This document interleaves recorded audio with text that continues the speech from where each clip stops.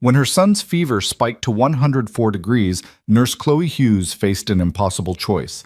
Let her baby die, or call the one man she swore she'd never contact again, the Greek crime lord who didn't know he had a son.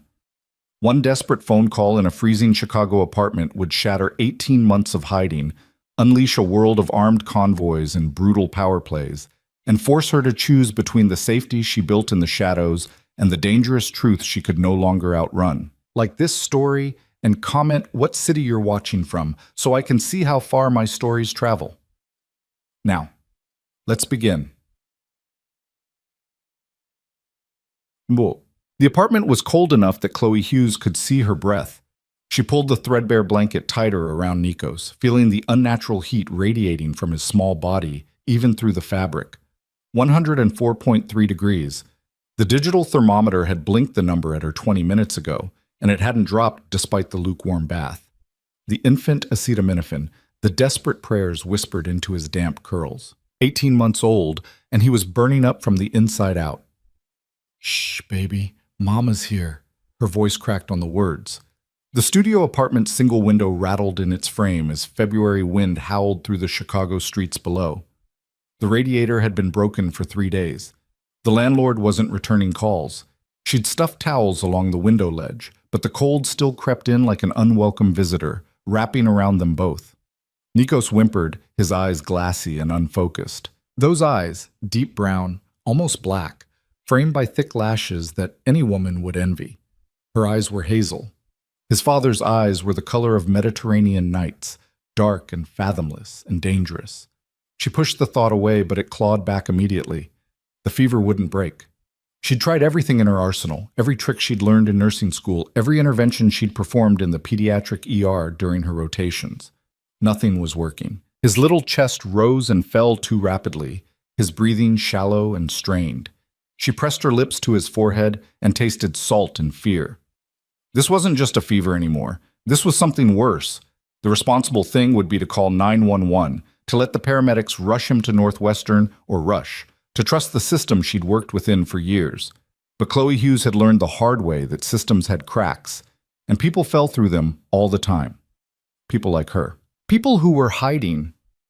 She glanced at her phone on the kitchen counter. The screen was cracked from when she'd dropped it last month, spiderwebbing across the glass like her fracturing composure. Her checking account balance glowed in her mind. $473. Her next shift at the urgent care clinic wasn't until Friday. It was Monday.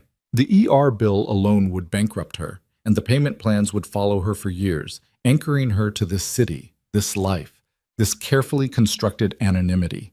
But none of that mattered if Nikos died in her arms. She laid him gently in the portable crib she'd wedged between her bed and the kitchenette, tucking the blanket around him even though his skin was scorching. He didn't cry. That was what terrified her most. For the past 6 hours, he'd barely made a sound, just those awful, shallow whimpers that didn't sound like her vibrant, babbling boy at all. Chloe walked to the window and stared out at the street below. Snow had started to fall, fat flakes that dissolved on contact with the pavement. A couple hurried past, wrapped in matching scarves, laughing about something. Normal people living normal lives, unburdened by the weight of impossible choices. She'd been one of them once, before Athens, before Andreas. Her phone was in her hand before she'd consciously decided to pick it up. Muscle memory, maybe. Or instinct. The same instinct that had kept her alive when she'd fled Greece with nothing but a positive pregnancy test and a one-way ticket to America. She scrolled through her contacts. The list was pathetically short. Vanessa from work. Her landlord. The clinic's main line. Poison control, saved after a scare when Nikos had grabbed a cleaning bottle. And then, at the very bottom, the number she'd told herself 1,000 times to delete. A C. Not his full name, never his full name, even in the privacy of her own phone. As if 2 initials could somehow contain the enormity of Andreas Constantine, as if reducing him to letters could make him less real, less omnipresent, less the gravitational force that had pulled her into his orbit and nearly destroyed her in the process. She'd saved the number 18 months ago, right before she'd boarded the plane at Athens International Airport. Just in case, she'd told herself. Emergencies only. This qualified. Chloe's thumb hovered over the screen. Once she made this call, there would be no going back. Andreas Constantine didn't do half measures. He didn't negotiate. He didn't forgive. And he sure as hell didn't forget. She looked back at Nikos. His lips had taken on a faint blue tinge. Her thumb descended. The line rang once, twice. It was 4 in the morning in Chicago, which meant it was 11 a.m. in Athens. He'd be awake. Andreas never slept past dawn, something about the quiet hours giving him an edge, time to think while his enemies were still unconscious and vulnerable. 3 rings, 4. Maybe he'd changed his number. Maybe this line was dead, disconnected, a ghost of the life she'd left behind. Maybe... Chloe. His voice hit her like a physical blow. Deep, accented, absolutely certain. Not a question, not a greeting, just her name, spoken like a fact, like he'd been expecting this call for 18 months and had simply been waiting for her to catch up to the inevitable. Her breath caught. Andreas? Silence stretched between them, an ocean of unspoken words. She heard background noise on his end, male voices speaking rapid Greek, the rustle of papers, the distant sound of traffic. He was working. Of course he was working. Andreas Constantine was always working, always maneuvering, always 3 steps ahead of everyone else. I told myself I would not be surprised when you finally called. His English was perfect, flavored with just enough accent to remind her of late nights on his terrace overlooking the Acropolis, of whispered conversations that had felt like sharing secrets with the devil himself. Yet here I am, surprised. I need help. The words tasted like ashes. Clearly. A pause. Where are you? Chicago. Still running then? It wasn't a question, so she didn't answer. Nikos made a sound, a thin, reedy whine that barely carried across the room, but might as well have been a siren. Andreas heard it. She knew because the quality of his silence changed, sharpening into something predatory. What was that? Chloe closed her eyes. This was it. The moment she'd fled from, the truth she'd carried for 18 months like a bomb waiting to detonate. My son, he's sick. Your son. Andreas repeated the words slowly, tasting them. How old? She could lie, should lie. But what was the point? He'd know the moment he saw Nikos. Those eyes, that thick dark hair, the stubborn set of his jaw, even at 18 months old, pure Andreas Constantine, miniature but unmistakable. 18 months. The silence that followed was absolute. She could picture him in her mind's eye, standing perfectly still, his expression unreadable, that dangerous intelligence working through the mathematics of her departure and the timing of this child. Andreas was many things, ruthless, calculating, terrifying when crossed, but he wasn't stupid. When he spoke again, his voice was very, very quiet. Tell me what is wrong with him. Fever, 104.3, rapid breathing, lethargic. I've given him acetaminophen, kept him hydrated, monitored his oxygen saturation with a pulse ox I borrowed from work. Nothing's helping. He needs a hospital, but I can't. Her voice broke. I can't afford it. And if I take him to the ER, there'll be records and I just... Address.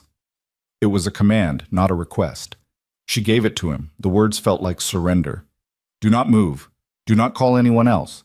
Do not take him anywhere. Each sentence was a bullet. I will handle this. Andreas, you're in Greece. You can't just... I have a plane. Of course he did.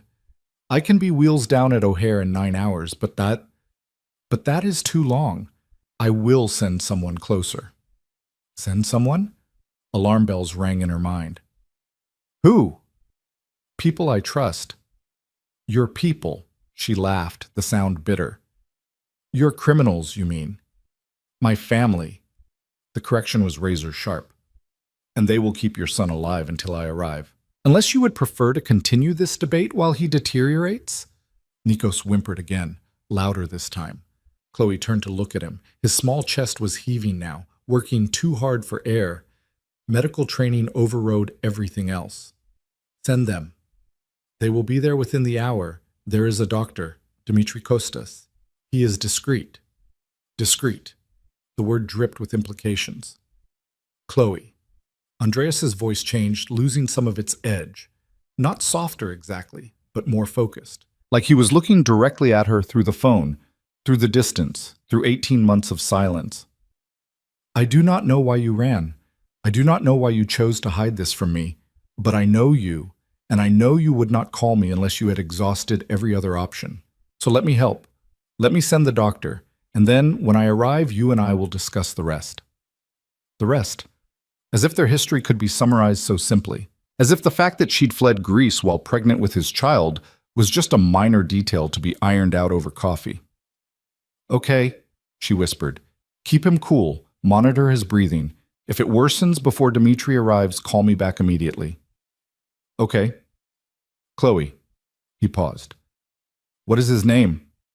She shouldn't tell him. It would make this real, would transform the abstract concept of her son into a living, breathing person with Andreas Constantine's blood in his veins. But she was so tired, and Nikos was so sick, and the lies had become too heavy to carry.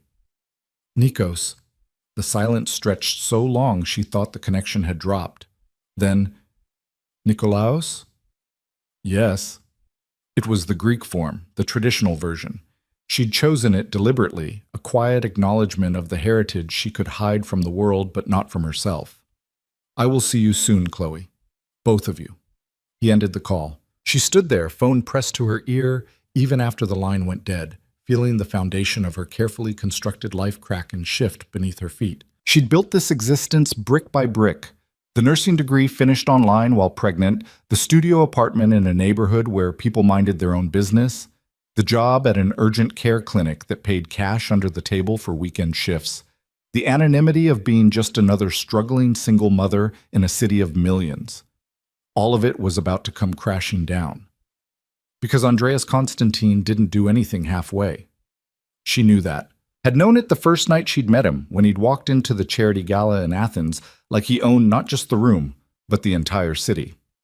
She'd been waitressing, working for the catering company to make extra money during her year abroad. He'd been holding court, surrounded by men in expensive suits who laughed too loud at his jokes, and women who watched him like prey eyeing a predator they couldn't help but approach. Their eyes had met across the room, and everything had changed. No, she couldn't think about that now. Couldn't let herself remember the way he'd cornered her in the gallery, the way his hand had felt on her lower back, the way he'd spoken to her like she was the only person in the world who mattered. Those memories were dangerous. They made her forget why she'd run. Nikos cried out, a sharp sound of distress that jolted her back to the present. Chloe moved to the crib, lifting him carefully. He was so hot, too hot. She carried him to the bathroom, turned on the sink, let the water run cool. She dampened a washcloth and pressed it gently to his forehead, his cheeks, the back of his neck. It's okay, baby. Help is coming. Mama's got you. You're going to be okay. She repeated it like a mantra, like speaking the words could make them true. 53 minutes later, someone knocked on her door. Chloe had been watching the street from her window, so she'd seen them arrive. 3 black SUVs with tinted windows, parking in formation like a military convoy. Men had emerged, dressed in dark suits despite the cold, moving with the kind of coordination that spoke of training. Security. Andreas's people. She'd watched one of them, older, carrying a leather bag, approach her building while the others took positions around the perimeter. Watching. Guarding. As if her shabby apartment building in this shabby neighborhood was suddenly Fort Knox. The knock came again, firm but not aggressive. Chloe adjusted her grip on Nikos and opened the door. The man on her threshold was in his 60s, gray-haired and compact, with the calm demeanor of someone who'd seen everything and been surprised by none of it. His eyes, sharp and assessing, swept over her and then immediately dropped to Nikos. Ms. Hughes, I am Dr. Dimitri Kostas. Mr. Constantine sent me. His accent was thicker than Andreas's, his English more formal. Chloe stepped back to let him enter. He moved past her into the apartment, and she caught the scent of expensive cologne and antiseptic. May I? He gestured toward Nikos. She should ask for credentials, should demand proof that this man was actually a doctor and not just another criminal in Andreas's vast network. But Nikos was burning up in her arms, and the doctor was already opening his bag, pulling out instruments with the efficiency of long practice. Put him down on the bed, please. Chloe complied. Dr. Kostas washed his hands in her kitchen sink, dried them on a paper towel, and then approached Nikos with the gentle competence of someone who'd been treating children for decades. He checked the boy's temperature. 104. One now, marginally better. Listened to his chest, examined his throat, his ears, palpated his abdomen. Nikos whimpered but didn't fight. He was too exhausted. "How long has the fever been this high?" Dr. Kostas asked, pulling out a stethoscope. "About 7 hours. It started yesterday afternoon but spiked tonight." "Any vomiting? Diarrhea?" "No." "Rash?" "No." "Recent illness? Exposure to anyone sick?" "There was a stomach bug going through the daycare last week, but he didn't catch it. Or I thought he didn't."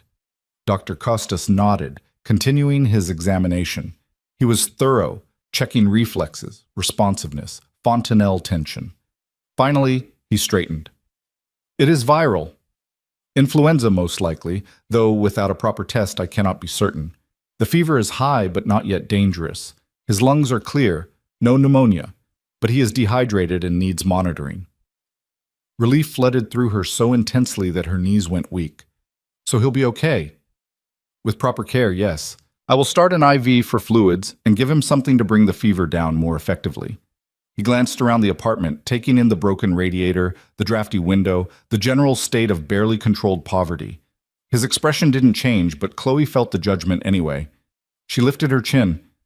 "I'm a nurse. I can monitor him."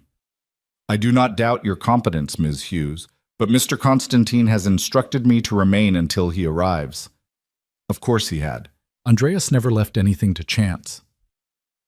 Dr. Kostas set up a pediatric IV line with practiced ease, hanging the fluid bag from a coat hook she'd mounted on the wall.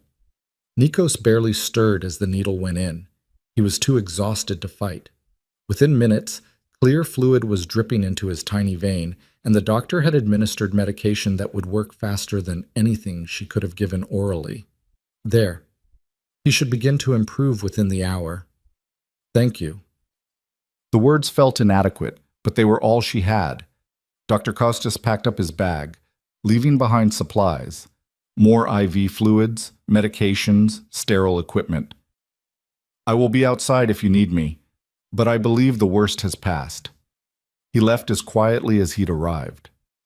Through the window, Chloe watched him rejoin the men by the SUVs. They didn't leave. Just stood there, sentries in expensive suits, making her rundown block look like the set of a crime movie. Her neighbors would notice. Of course they'd notice. Mrs. Chen across the hall, who ran a cash-only alterations business out of her apartment. The college students upstairs who threw parties every weekend.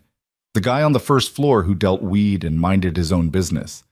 They'd all see the SUVs, the guards, the obvious display of money and power. Her anonymity was already evaporating. Chloe sat beside Nikos, stroking his damp hair. His breathing had already begun to slow, evening out into something more normal. The medication was working. He was going to be okay. But she wasn't. Because Andreas was coming. She tried to imagine the conversation they'd have. Tried to prepare herself for the rage that would follow the revelation that he had a son he'd known nothing about. Andreas Constantine didn't tolerate deception. Didn't forgive betrayal. She'd seen what happened to people who crossed him, hadn't witnessed the violence directly, but she'd heard the whispers, seen the fear in the eyes of men who owed him money or loyalty or both. What would he do to the woman who'd stolen 18 months of fatherhood? The hours crept past. Nikos's fever broke around sunrise, dropping to 100.2. He nursed a bottle, keeping the fluids down. Color returned to his cheeks. By 8 a.m., he was sleeping peacefully, looking like himself again instead of a frighteningly fragile imitation. Chloe hadn't slept, couldn't. She sat by the window watching the street, drinking terrible instant coffee and waiting for the other shoe to drop. It dropped at 10:47 a.m. The SUVs that had been parked outside were joined by others, a convoy that stretched down the block. Sleek, black, expensive vehicles that looked like they belonged to a head of state, not a man who technically didn't exist in any official capacity. Andreas Constantine had no public profile, no Wikipedia page, no social media presence. He was a ghost who moved billions of dollars and controlled half the shipping in the Mediterranean through a network of legitimate businesses and less legitimate arrangements. And he was about to walk into her apartment. Chloe stood, smoothing down her wrinkled scrubs. She was still wearing yesterday's clothes. She caught her reflection in the small mirror by the door. She looked exactly like what she was, exhausted, terrified, backed into a corner with no way out. The knock, when it came, was different from Dr. Costas's. Heavier, more assured. She opened the door. Andreas Constantine stood in her doorway like a dark angel, all 6 feet 3 inches of him, dressed in black slacks and a charcoal coat that probably cost more than her annual rent. His hair was shorter than she remembered, cropped close in a style that emphasized the sharp angles of his face. Those eyes, God, those eyes, locked onto hers with an intensity that stole her breath. He looked exactly the same. No, he looked harder, sharper, like the past 18 months had honed him into an even more dangerous version of himself. Chloe. Her name on his lips was a complete sentence, accusation and greeting and possession all at once. She stepped back. Andreas. He moved into the apartment, and suddenly the space felt impossibly small. He dominated it without trying, his presence too large for the shabby walls. His gaze swept the room, cataloging everything: the broken radiator, the makeshift kitchen, the portable crib where Nico slept. Andreas moved toward the crib like a man drawn by gravity. Chloe's heart hammered. She wanted to stop him, to stand between him and Nikos, to protect her son from the reality that was about to crash down on all of them. But her feet wouldn't move. Andreas looked down at the sleeping child. The silence stretched so long it became unbearable. Then Andreas reached out, slowly, carefully, like he was approaching something precious and breakable, and brushed his fingers against Nikos' cheek.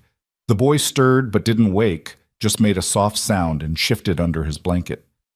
"He has my eyes," Andreas said quietly. "Yes." "My hair." "Yes." "My—" His voice caught, actually caught. Andreas Constantine, who negotiated with warlords and politicians without blinking, who'd built an empire on ice-cold control, sounded like someone had punched him in the chest. "He is mine." It wasn't a question, but Chloe answered anyway. "Yes." Andreas turned to look at her, and the expression on his face made her step back instinctively. It wasn't anger. Anger she could have handled. This was something rawer, more dangerous. Betrayal and wonder and fury, and something else she couldn't name, all warring for dominance. "You took him from me." "I left." "You were pregnant." "Yes." "And you did not tell me."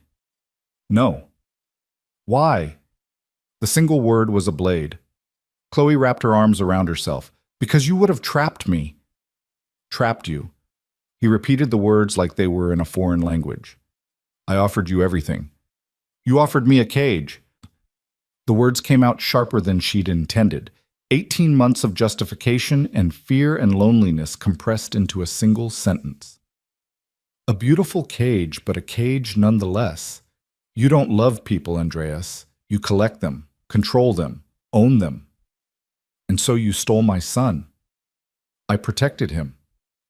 "From his father." Andreas moved closer, each step deliberate. "From me. From your world." She held her ground even though every instinct screamed at her to retreat. From bullets and bodyguards and enemies who would use a child as leverage. From growing up thinking that power and fear are the same as love. "You think I would not have protected him?" His voice dropped to something lethal.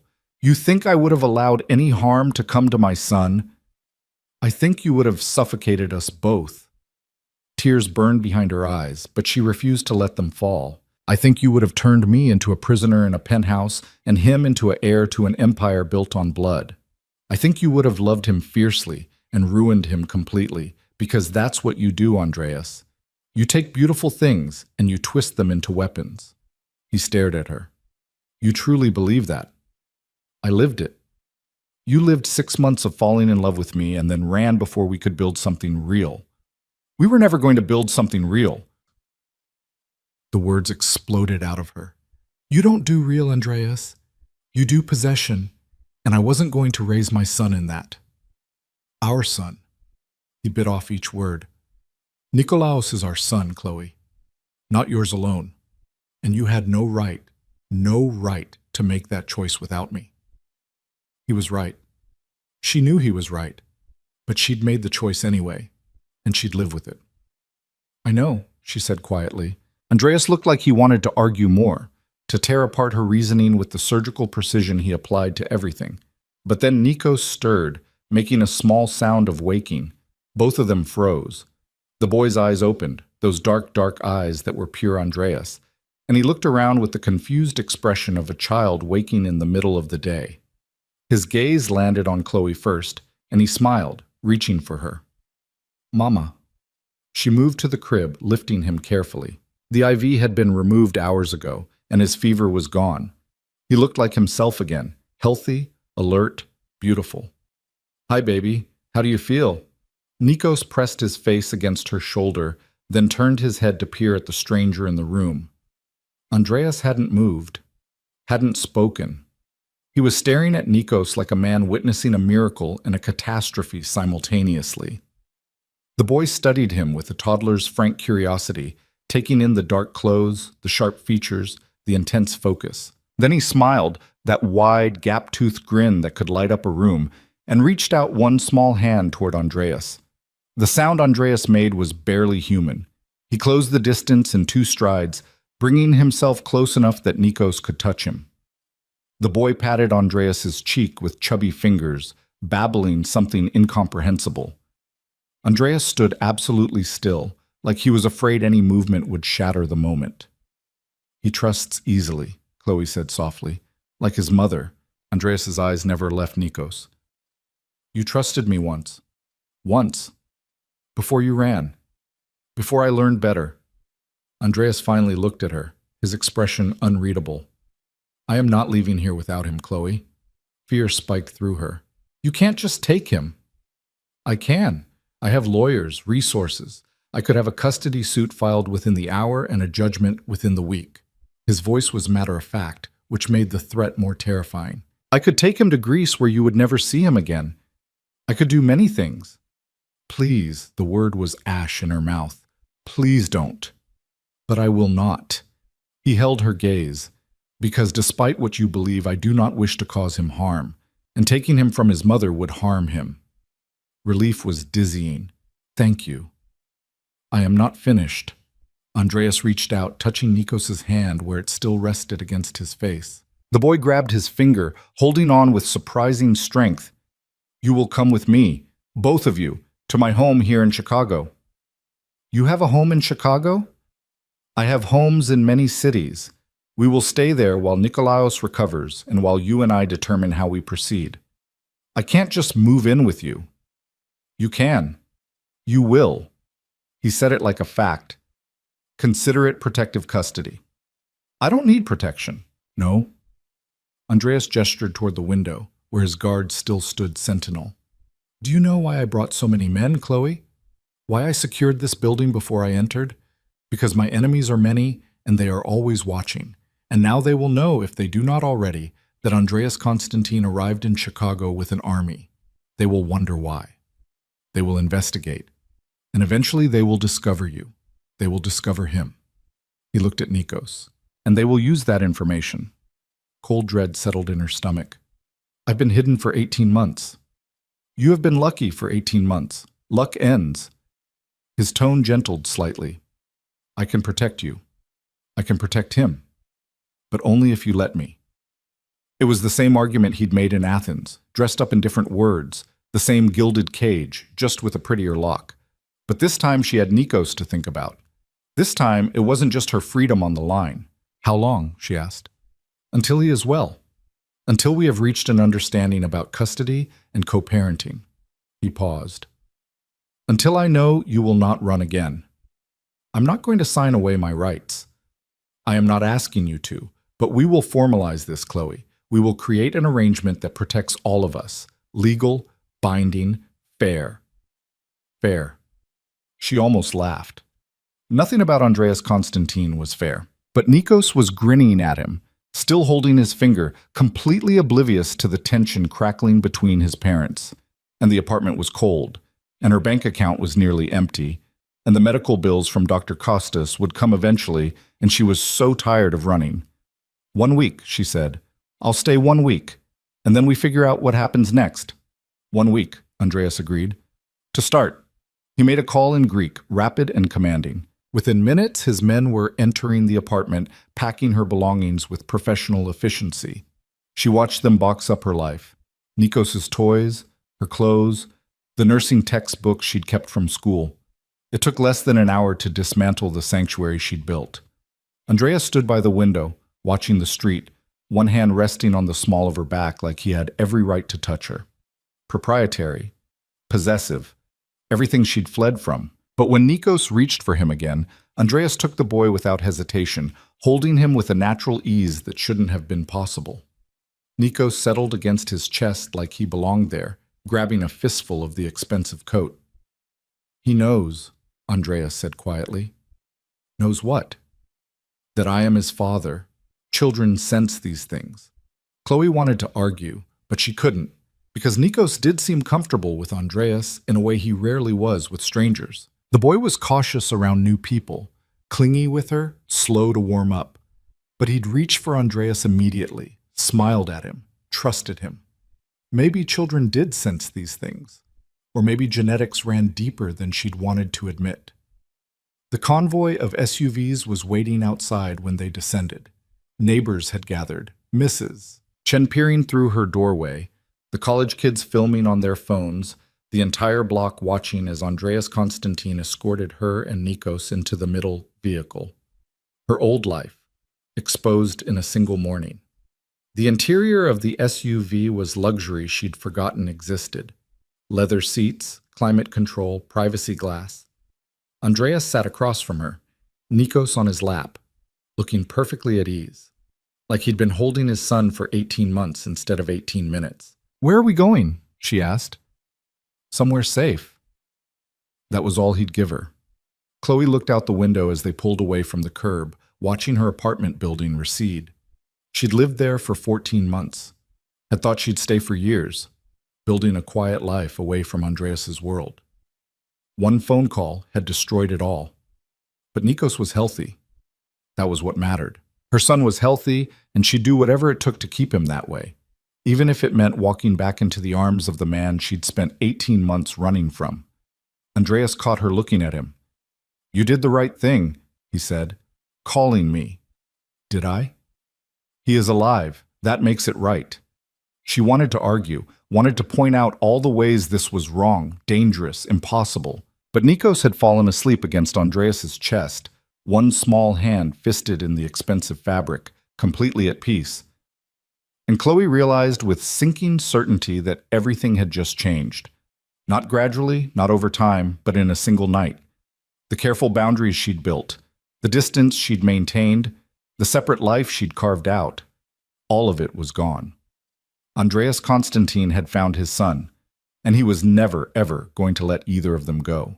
The house wasn't what Chloe had expected. She'd braced herself for something ostentatious, marble columns, gold fixtures, the kind of aggressive wealth that screamed rather than whispered. Instead, Andreas's Chicago residence was a restored graystone in Lincoln Park, elegant and understated, the kind of property that blended seamlessly into a neighborhood of old money and quiet power. Iron gates opened automatically as their convoy approached, and the SUVs pulled into a private courtyard shielded from the street by mature trees and high brick walls. Andreas carried Nikos out of the vehicle, the boy still sleeping against his shoulder with that complete trust only children possessed. Chloe followed, her legs unsteady after the 40-minute drive through Chicago traffic. She'd watched the city transform through the window, her shabby neighborhood giving way to increasingly polished blocks, the transition from survival to luxury happening in the space of a few miles. "This way." Andreas moved toward the entrance with the confidence of someone who owned not just the house, but the ground it stood on. The front door opened before they reached it, revealing a woman in her 50s with steel gray hair pulled into an immaculate bun. "Mr. Constantine, welcome home." Her accent was Greek, her English precise. Her eyes flickered to Chloe, then to the sleeping child in Andreas's arms, and something shifted in her expression. Recognition, maybe. Or calculation. "Maria, this is Chloe Hughes and my son, Nikolaos." Andreas said it simply, without preamble or explanation, as if introducing his secret child was as routine as commenting on the weather. Maria's composure didn't crack, but Chloe saw the slight widening of her eyes. "Your son?" "Yes." Andreas moved past her into the foyer. Please prepare the East bedroom suite. Chloe will need privacy. And have Dr. Costas come by this evening to check on Nikolaos. Of course. Maria turned to Chloe, her expression warming slightly. Welcome, Ms. Hughes. Is there anything I can get for you? Tea? Coffee? I'm fine, thank you. Chloe's voice sounded thin in the cavernous entryway. The house was beautiful in a way that made her acutely aware of her wrinkled scrubs and unwashed hair. Hardwood floors gleamed under ambient lighting. Original artwork lined the walls, not reproductions but real pieces that probably cost more than most people earned in a year. Andreas was already climbing the staircase, Nikos still secure in his arms. Chloe followed, trailing behind like a guest in a museum, afraid to touch anything. The East bedroom suite turned out to be larger than her entire apartment. Floor-to-ceiling windows overlooked a private garden. The furniture was modern but warm. A king-sized bed with crisp white linens, a sitting area with a velvet sofa, a door that led to what she assumed was the bathroom. Andreas moved through an adjoining door into a second room, this one clearly meant to be a nursery or child's bedroom. He laid Nikos carefully on the bed, adjusting pillows around him to prevent rolling. The boy stirred but didn't wake, just sighed and settled deeper into sleep. For a long moment, Andreas simply stood there, looking down at his son. Chloe watched from the doorway, unable to move, unable to look away from the expression on his face. She'd seen Andreas negotiate million-dollar deals without blinking. She'd seen him dismiss men with a single glance. She'd never seen him look vulnerable before. He is perfect, Andreas said quietly. Yes. You did well, raising him alone. The unexpected praise made her throat tight. I did what I had to do. You should not have had to do it alone. He turned to face her, and the vulnerability was gone, replaced by something harder. But that is my fault, as much as yours. Your fault? I made you afraid. He said it plainly, without defensiveness. In Athens, I moved too fast, pushed too hard. I saw what I wanted, and I took it without asking if you wanted the same thing. Chloe stared at him. Are you actually admitting you were wrong? I am admitting I made tactical errors. A slight smile ghosted across his mouth. I am a possessive man, Chloe. I do not apologize for that. But I should have realized that possession without consent is just another word for imprisonment. That's the closest thing to an apology I've ever heard from you. Then treasure it. You will likely not hear another. He moved toward her, each step deliberate. But I want you to understand something. What happened in Athens, the way I claimed you, the way I wanted to keep you, that has not changed. I still want those things. I still want you. Her breath caught. Andreas, but I have learned patience. He stopped directly in front of her, close enough that she could smell his cologne, that familiar scent of cedar and something darker. I will not force you into my life. I will not trap you. But I will not let you run again either. We will find a balance, for his sake. He glanced back at Nikos. And perhaps, eventually, for ours. There is no ours. The words came out weaker than she'd intended. No? Andreas reached out, tucking a strand of hair behind her ear. The touch was gentle, almost tender, and it sent electricity racing down her spine. Then why did you keep my number all these months? Why did you name him Nikolaos? Why did you call me when you had nowhere else to turn? Because you were the only person with the resources to help. Liar. His thumb brushed her cheekbone. You called me because some part of you has always known that you belong to me, just as I belong to you, just as our son binds us together in ways that cannot be undone. Belonging isn't love, Andreas. No, but it is a start. He dropped his hand, stepping back. Get some rest. Shower. Maria will bring you clothes. I will watch Nikolaos. I can watch my own son, our son, and I have 18 months to make up for. His tone brooked no argument. Let me begin now. Chloe wanted to fight, wanted to establish boundaries, to prove she wasn't going to be swept into his orbit again. But exhaustion was pulling at her bones, and the thought of a hot shower in what was undoubtedly a spectacular bathroom was too tempting to resist. Fine. 1 hour. Take 2. Andreas returned to the child's room, settling into a chair beside the bed where Nikos slept. He looked utterly natural there, like he'd been keeping vigil over sleeping children his entire life instead of running a criminal empire. Chloe retreated into the bathroom and nearly wept at what she found. Marble everywhere, a rainfall shower that could fit 4 people, heated floors, fluffy towels stacked on warming racks. Luxury she'd forgotten existed during her months of scraping by. She stripped off her scrubs and stood under water hot enough to scald, letting 18 months of tension drain away. She'd been so careful, so cautious, building a life one minimum wage paycheck at a time, always looking over her shoulder, always ready to run if Andreas's people got too close. And then Nikos had gotten sick, and all her careful planning had crumbled in the face of maternal terror. When she finally emerged, wrapped in a robe that was softer than anything she'd worn in a year, she found clothes laid out on the bed. Designer labels, perfectly sized, in styles she would have chosen for herself. Either Maria was exceptionally good at her job, or Andreas had remembered exactly what Chloe liked to wear. She suspected it was the latter. She dressed in black leggings and a cashmere sweater that felt like a cloud against her skin, then padded barefoot back to the child's room.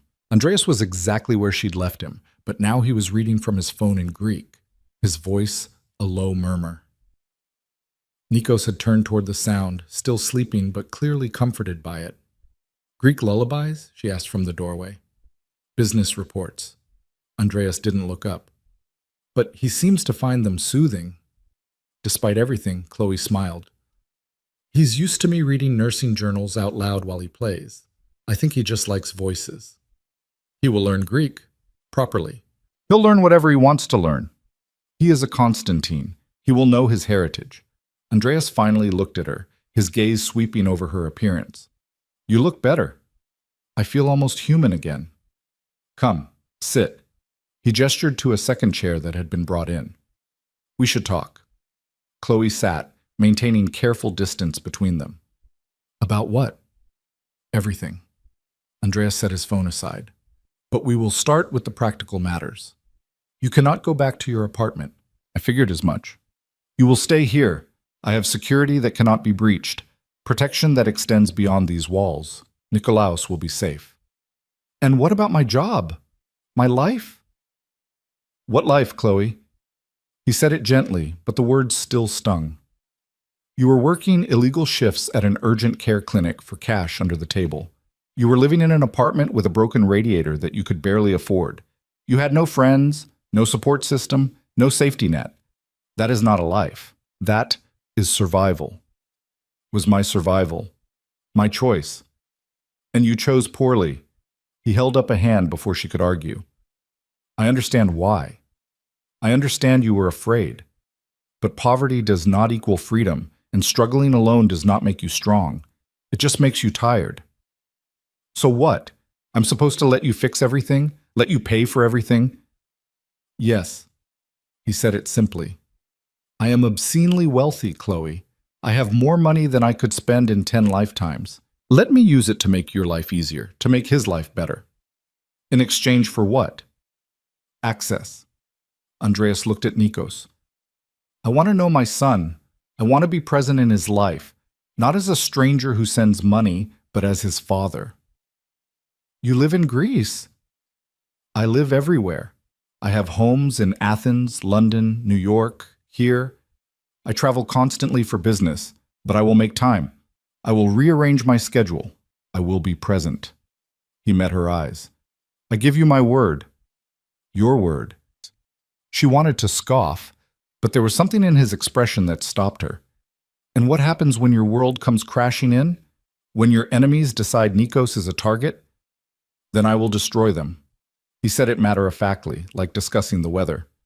"Completely, without mercy. Anyone who threatens what is mine learns very quickly to regret it." "That's not reassuring, Andreas. That's terrifying." "Good. It should be. Because I need you to understand the reality of who I am." He leaned forward, elbows on his knees. "I am not a good man, Chloe. I have done things that would horrify you. I operate in shadows and gray areas. I make deals with people you would cross the street to avoid. But I protect what is mine with absolute ruthlessness. And Nikolaos is mine, as are you. I'm not yours. You are the mother of my son. That makes you mine in every way that matters. His voice dropped. But more than that, you are the woman I let slip away once. I will not make that mistake again. This isn't Athens. You can't just declare ownership and expect me to comply. No, but I can make you an offer. Andreas sat back. Live here. Let me provide for you and Nikolaos. In exchange, I want shared custody. Legal, formal, binding. When I am in Chicago, I see him. When I travel, you can choose to come with me or stay here, but I will have regular video calls. And when he is old enough, he will spend time in Greece, learning about his other heritage. That's not an offer, that's a demand. It is a negotiation, so negotiate. He spread his hands. What do you want, Chloe? Name it. She stared at him. You're serious. Completely. You want independence? I will give you access to funds, not controlled by me, in your own name. You want education? I will pay for you to finish any degree you want. You want space? This house is large enough that we can live separate lives under the same roof. Tell me what you need, and I will provide it. But I will not be shut out of my son's life. That is non-negotiable. Chloe's mind raced. This was Andreas Constantine at his most dangerous. Not angry, not threatening, but coldly logical. Presenting options that looked like freedom, but were really just longer leashes. And yet, what choice did she have? He was right about her life. She'd been barely surviving, one illness or accident away from complete disaster. I want guarantees, she said finally. Name them. If I'm living here, I need my own space. A room for me, a room for Nikos, and you don't enter without permission. Agreed. I want access to my own money, not an allowance, a real account with real funds that I control. I will transfer $1 million tomorrow, more if you need it. She blinked. 1 million? That's insane. That is barely pocket change, Chloe. I made more than that in the time it took us to drive here. He waved it away. What else? I want legal protection. If something happens to you, I want custody of Nikos guaranteed. No relatives swooping in to claim him. Andreas's expression darkened. My family in Greece is extensive and predatory. I agree completely. I will have papers drawn up immediately. If I die, Nikolaos goes to you, with a trust that ensures he is provided for. And I want the right to leave. She said it firmly, even though her voice shook. If this doesn't work, if I feel unsafe or trapped, I can take Nikos and go. No legal battles, no custody fights. No! His response was immediate and absolute. Andreas, no, Chloe. I will give you almost anything, but I will not give you permission to steal my son again. He stood, towering over her. You want to leave? Leave. I will not stop you. But Nikolaos stays and we go to court, and I promise you that I have better lawyers and more resources and I will win. That's not fair. Life is not fair. But I am being more generous than you deserve. His eyes flashed. You took 18 months from me. 18 months I will never get back. I did not see him born. I did not hear his first word or watch his first steps. I missed everything because you decided I was not worthy of being his father. I was protecting him. You were protecting yourself. Andreas's control finally cracked. You were afraid I would consume you, so you ran. But you did not just run from me, Chloe. You ran from us, from what we could have built together, and you took my son to justify it. That's not true, isn't it? He moved closer, his presence overwhelming. Tell me honestly, did you think about me? In the past 18 months, did you think about what I might feel? Did you consider that perhaps I deserved to know I had created a child? Or was it easier to paint me as a monster so you could sleep at night? Tears burned in her eyes. You scared me. I know. His voice gentled. And that is my burden to carry, but you cannot keep punishing me for sins I might have committed. Give me a chance, Chloe. Let me prove I can be the father Nikolaos deserves. A sound from the bed interrupted them. Nikos was stirring, making small, waking up noises. Andreas moved immediately, reaching the bedside before Chloe could stand. He lifted the boy gently, cradling him with surprising competence. Nikos blinked sleepy eyes, looked at Andreas, and smiled. Up. You are up, little one. Andreas's entire demeanor transformed, all the harsh edges smoothing into something tender. How do you feel? Good. Nikos's vocabulary was limited but enthusiastic. He patted Andreas's face again, that same curious exploration from earlier. Mama? I am here, baby. Chloe moved to join them, and Nikos reached for her, wanting both of them. They stood there, awkwardly close, each holding one of the boy's hands. This was her life now. This strange, impossible triangle. I will agree to your terms, she said quietly, except the part about leaving. We need to negotiate that. We will table it. Andreas watched Nikos, not her. For now, we focus on him, on making sure he is healthy and happy. The rest can wait. It was an agreement, but it was a reprieve. Chloe would take it. Maria appeared in the doorway, her timing impeccable. Dinner's ready, Mr. Constantine. I have prepared something light for the little one as well. Thank you, Maria. Andreas shifted Nikos to his hip with the ease of someone who'd been holding children his entire life. Come, Chloe. You must be hungry. She was. Starving, actually. The adrenaline of the past 24 hours had burned through every calorie she had. Dinner was served in a dining room that could have seated 20 but had been set intimately for 3. Maria had prepared Greek dishes, lamb, roasted vegetables, fresh bread, and for Nikos, plain pasta with butter and steamed carrots cut into small pieces. The boy ate enthusiastically, making a mess and chattering in his limited vocabulary, completely oblivious to the tension between his parents. Andreas watched him with the focus of someone memorizing every detail. He asked questions: what foods Nikos liked, what his schedule was, whether he had any allergies. Chloe answered, providing information like a physician giving a medical history, clinical, safe. But when Nikos reached for Andreas's water glass, and Andreas automatically moved it out of range, then offered his own glass with water at the right temperature, she saw the instinct there. Protective, paternal, real. Maybe he could be a good father. Maybe. After dinner, Nikos wanted to play. Andreas took him to a room on the second floor that had clearly been converted into a temporary playroom in the hours they'd been there. New toys still in packaging, books, soft mats on the floor. It was excessive and thoughtful in equal measure. Chloe sat on the floor, watching Andreas attempt to build a block tower while Nikos knocked it down, giggling maniacally. The scene was so domestic it hurt. This could have been their life all along if she hadn't run. If she'd trusted him, if he'd been different, if. He has your laugh, Andreas said, glancing at her. He has your stubbornness. Then he is doomed to be impossibly difficult. But Andreas was smiling, and it transformed his face into something younger, less burdened.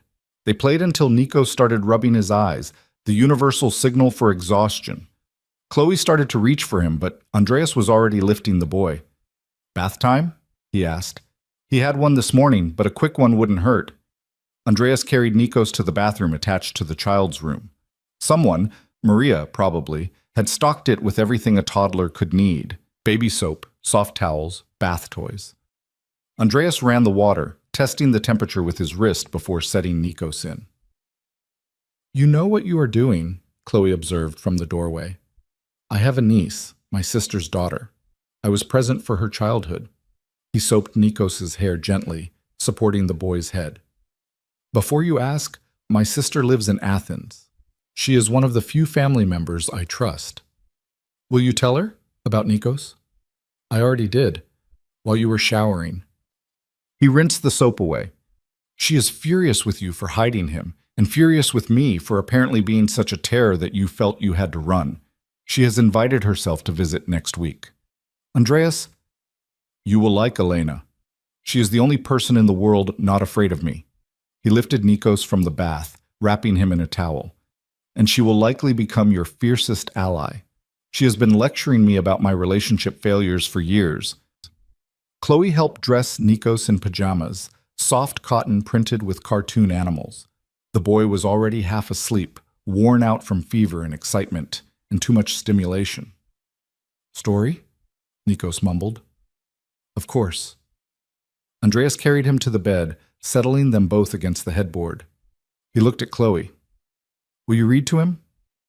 She selected a book from the shelf, Goodnight Moon, a classic, and curled up on the other side of Nikos. The three of them, together, reading a story about saying goodnight to the world.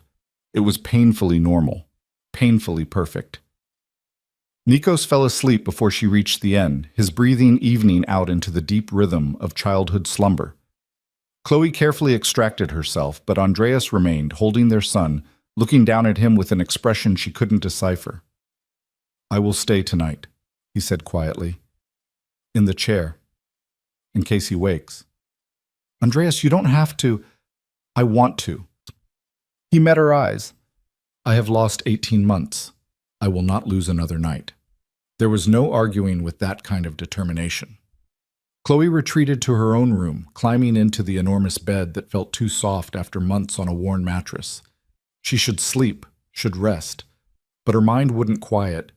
She'd made a deal with the devil tonight, traded her independence for security, her freedom for protection. But as she lay there in the darkness, she couldn't shake the memory of Andreas's face when he'd looked at Nikos. The wonder, the pain, the love. Maybe he wasn't a devil after all. Maybe he was just a man who'd been given something precious and didn't know how to hold it without crushing it. Or maybe that was just wishful thinking.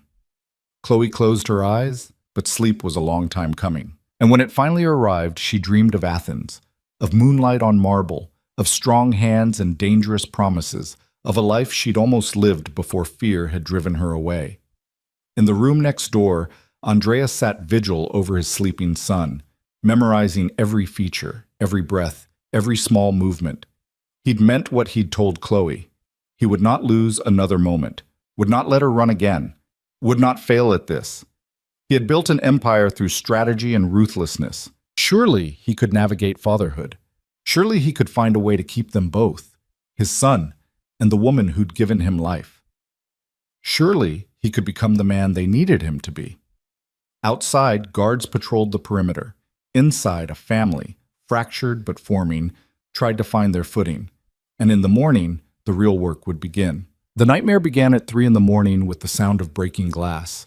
Chloe jerked awake, her nurse's instincts screaming danger before her conscious mind caught up. She was out of bed and moving toward Nikos's room before she fully understood what she'd heard. The hallway was dark, but she knew the layout well enough now to navigate without light. She'd nearly reached the door when Andreas emerged from the shadows, moving with lethal silence. He was dressed in black, a gun in his hand that he'd produced from somewhere. His entire demeanor transformed from the gentle father of hours ago into something far more dangerous. "Stay here," he commanded, his voice barely a whisper. "Like hell, that's my son in there." "Our son, and he is safe. The glass was downstairs." Andreas pressed something into her hand. Her phone's like, "Lock yourself in his room. If anyone comes through that door who is not me or one of my men, you call the number I am texting you right now, and you do not stop screaming." "Andreas, what's happening?" "Someone breached the perimeter." His expression was granite. "Stay with Nikolaos." He was gone before she could argue, moving down the hallway with the fluid grace of someone trained for violence. Chloe pushed into Nikos's room, her heart hammering. The boy was still asleep, oblivious to the danger. She locked the door, dragged a heavy chair in front of it, and positioned herself between the entrance and the crib. Her phone buzzed. The number Andreas had sent was marked emergency with a Greek flag emoji. She kept it ready, her thumb hovering over the call button. Downstairs she heard voices, sharp, male, speaking rapid Greek. Then a sound like furniture overturning. A shout. The unmistakable crack of gunfire. Nikos stirred, whimpering. Chloe moved to him immediately, lifting him from the crib and retreating to the walk-in closet. She pulled the door nearly closed, leaving just enough gap to see the bedroom entrance, and held her son close. "Shh, baby. Mama's got you. Everything's okay." The lies tasted bitter, but Nikos settled against her, his fever-warm body trusting and pliant. More shots. Closer now. Chloe's medical training cataloged every sound, the difference between shots fired and shots hitting their target, the timbre of male voices in pain versus anger. She counted seconds, then minutes, her entire world narrowing to the weight of her son in her arms and the terrible silence that followed violence. Then footsteps in the hallway. Heavy, purposeful, multiple people. Chloe's thumb pressed down on the emergency number, ready to call, when Andreas's voice cut through the door. "Chloe, it is me. Unlock the door." She didn't move. Couldn't. Because what if it wasn't him? What if someone had forced him to say those words? Chloe, his voice gentled. I know you are frightened, but I need you to trust me. Nikolaos needs to see that I am unharmed, or he will be afraid. That decided it. She emerged from the closet, Nikos clutched against her chest and approached the door. Are you alone? No, I have 4 of my men with me, but they will not enter if you do not wish it. She moved the chair, unlocked the door, opened it a crack. Andreas stood there, exactly as he'd promised, flanked by 4 men in tactical gear. There was blood on his knuckles, not his own, she thought, and his expression was carved from ice. Are you hurt? She asked. No. He looked past her to Nikos, who was now awake and staring with wide eyes. Is he? He's fine. Scared, but fine. She opened the door wider. What happened? Later, first we move. Andreas gestured to his men. They will escort you to the safe room. I'm not going anywhere until you tell me what's happening. Chloe planted her feet. Someone just shot up your house with our son inside. I deserve to know why. Andreas studied her for a long moment, then dismissed his men with a curt gesture in Greek. They withdrew, leaving the 3 of them alone in the hallway. He ran a hand through his hair, the first sign of agitation she'd seen. His name is Kostas Papadakis. He runs operations out of New York and has been trying to expand into Chicago for years. I've been blocking him. Andreas's jaw tightened. He found out about you. About Nikolaos. This was a message. Ice flooded Chloe's veins. A message. A warning. He is telling me that he can reach my family, that he knows my weakness now. Andreas looked at Nikos, something terrible and tender crossing his face. He is telling me to negotiate. So negotiate. The words came out sharper than intended. Give him what he wants. It is not that simple. Make it that simple. Chloe shifted Nikos to her other hip. The boy had buried his face against her neck, his small body trembling. I don't care about your territory or your empire or whatever this is about. I care about keeping him safe. As do I, which is why I cannot simply concede to Papadakis. Andreas stepped closer, his voice dropping. If I show weakness, if I negotiate from a position of fear, every enemy I have will know they can manipulate me by threatening what I love. It will never end, Chloe.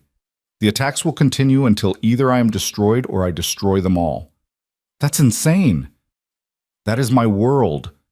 He said it without apology. And now it is yours as well.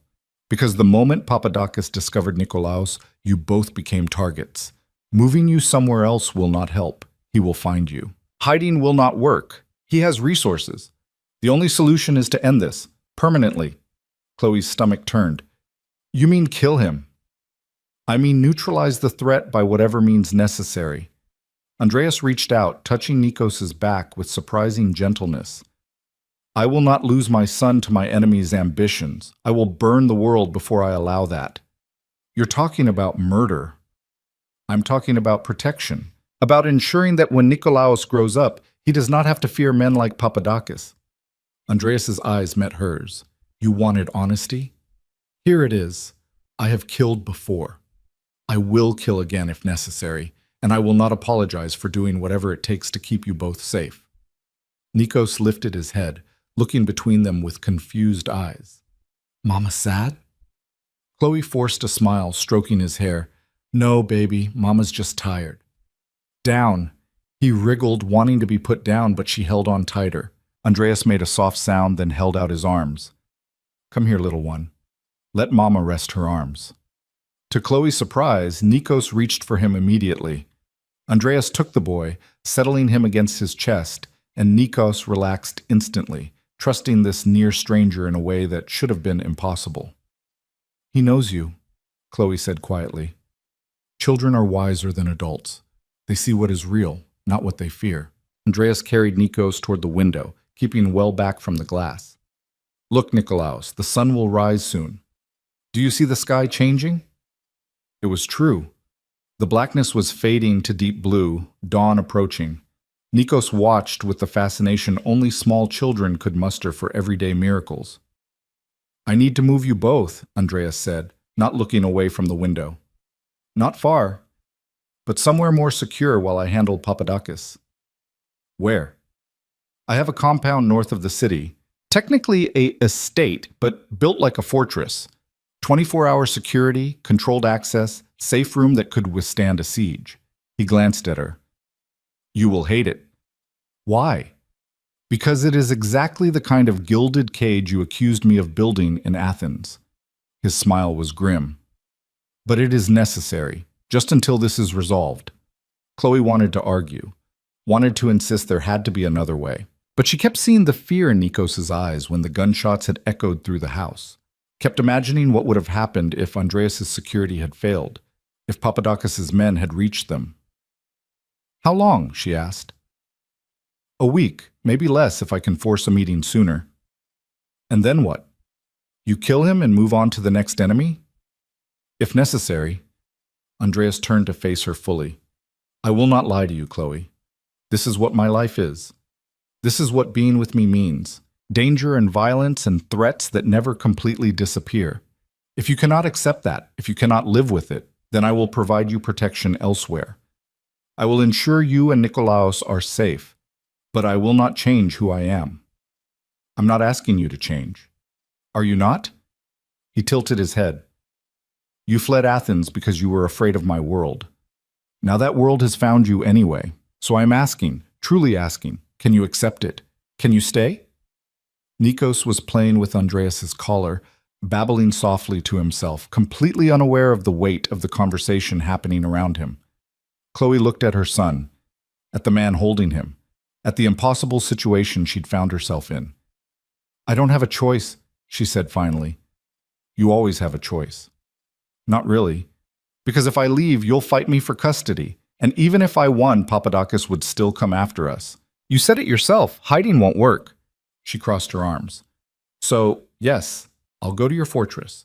I'll accept your protection, but I'm not doing it for you, Andreas. I'm doing it for him. I know. He didn't look offended. And I am grateful nonetheless. They packed what little they'd brought, though Maria assured them everything they needed would be at the estate. The convoy that assembled in the courtyard was even larger than before. 8 SUVs, all black, all armored. Andreas placed them in the center vehicle, surrounded on all sides by his people. The drive took an hour, heading northwest through Chicago's suburbs and then beyond, into areas where estates sprawled across acres, and neighbors were measured in miles rather than feet. The compound was exactly what Andreas had promised, a sprawling property surrounded by high walls, with guard posts at regular intervals, and technology Chloe couldn't begin to identify monitoring every approach. The main house was beautiful in an austere way, all clean lines and bulletproof glass. Andreas carried Nikos inside and Chloe followed, feeling like she was walking into a maximum security prison disguised as a luxury home. The entire second floor is yours, Andreas said, leading them up a sweeping staircase. 5 bedrooms, private sitting room, library, and a kitchen if you prefer to prepare your own meals. Maria will have staff available, but they will not intrude unless you request them. He showed her to a suite that made the Lincoln Park house look modest. Nikos immediately headed for a toy chest that had been stocked with age-appropriate options, diving in with enthusiasm. I have to leave soon, Andreas said quietly. Meeting with Papadakis has been arranged for tonight. Chloe's head snapped up. Tonight? That's too fast. Speed is necessary. The longer this drags out, the more opportunities he has to strike. Andreas moved closer, his presence overwhelming in the large space. I will end this, Chloe. I promise you. What if you can't? What if he's stronger than you think? Then I will die trying to protect my family. He said it simply without drama. But I do not intend to die. I am very good at what I do. This isn't a negotiation, is it? You're going there to kill him. Andreas was silent for a long moment. I'm going there to offer him one chance, a deal that allows us both to walk away. If he is smart, he will take it. If he is not, he let the implication hang. Andreas, she grabbed his arm. Don't do this, please. There has to be another way. There is not. He covered her hand with his. But I need you to promise me something. If this goes wrong, if I do not return, you will listen to Maria. She knows where the documents are. Custody papers giving you full rights to Nikolaos. access to accounts that will keep you both comfortable. She will get you out of the country if necessary. Stop talking like you're going to die. I am not planning to, but I am also not foolish enough to ignore the possibility. Andreas lifted her hand, pressed his lips to her knuckles. The gesture was old-fashioned, intimate. Take care of our son, and know that everything I do for both of you. He was gone before she could respond, striding out of the room with the confidence of a man walking into battle. Chloe stood there, her hand still tingling from his kiss, her heart in her throat. Nikos looked up from his toys. Dada? The word stopped her heart. What did you say? Dada. He pointed toward the door where Andreas had disappeared. Dada go? Chloe knelt beside him, smoothing his dark hair. Yes, baby. Dada had to go. But he'll come back. She hoped, prayed, even though she'd sworn off prayers long ago. The day passed with agonizing slowness. Maria brought meals that Chloe barely touched. Nikos played, napped, asked for Dada every hour.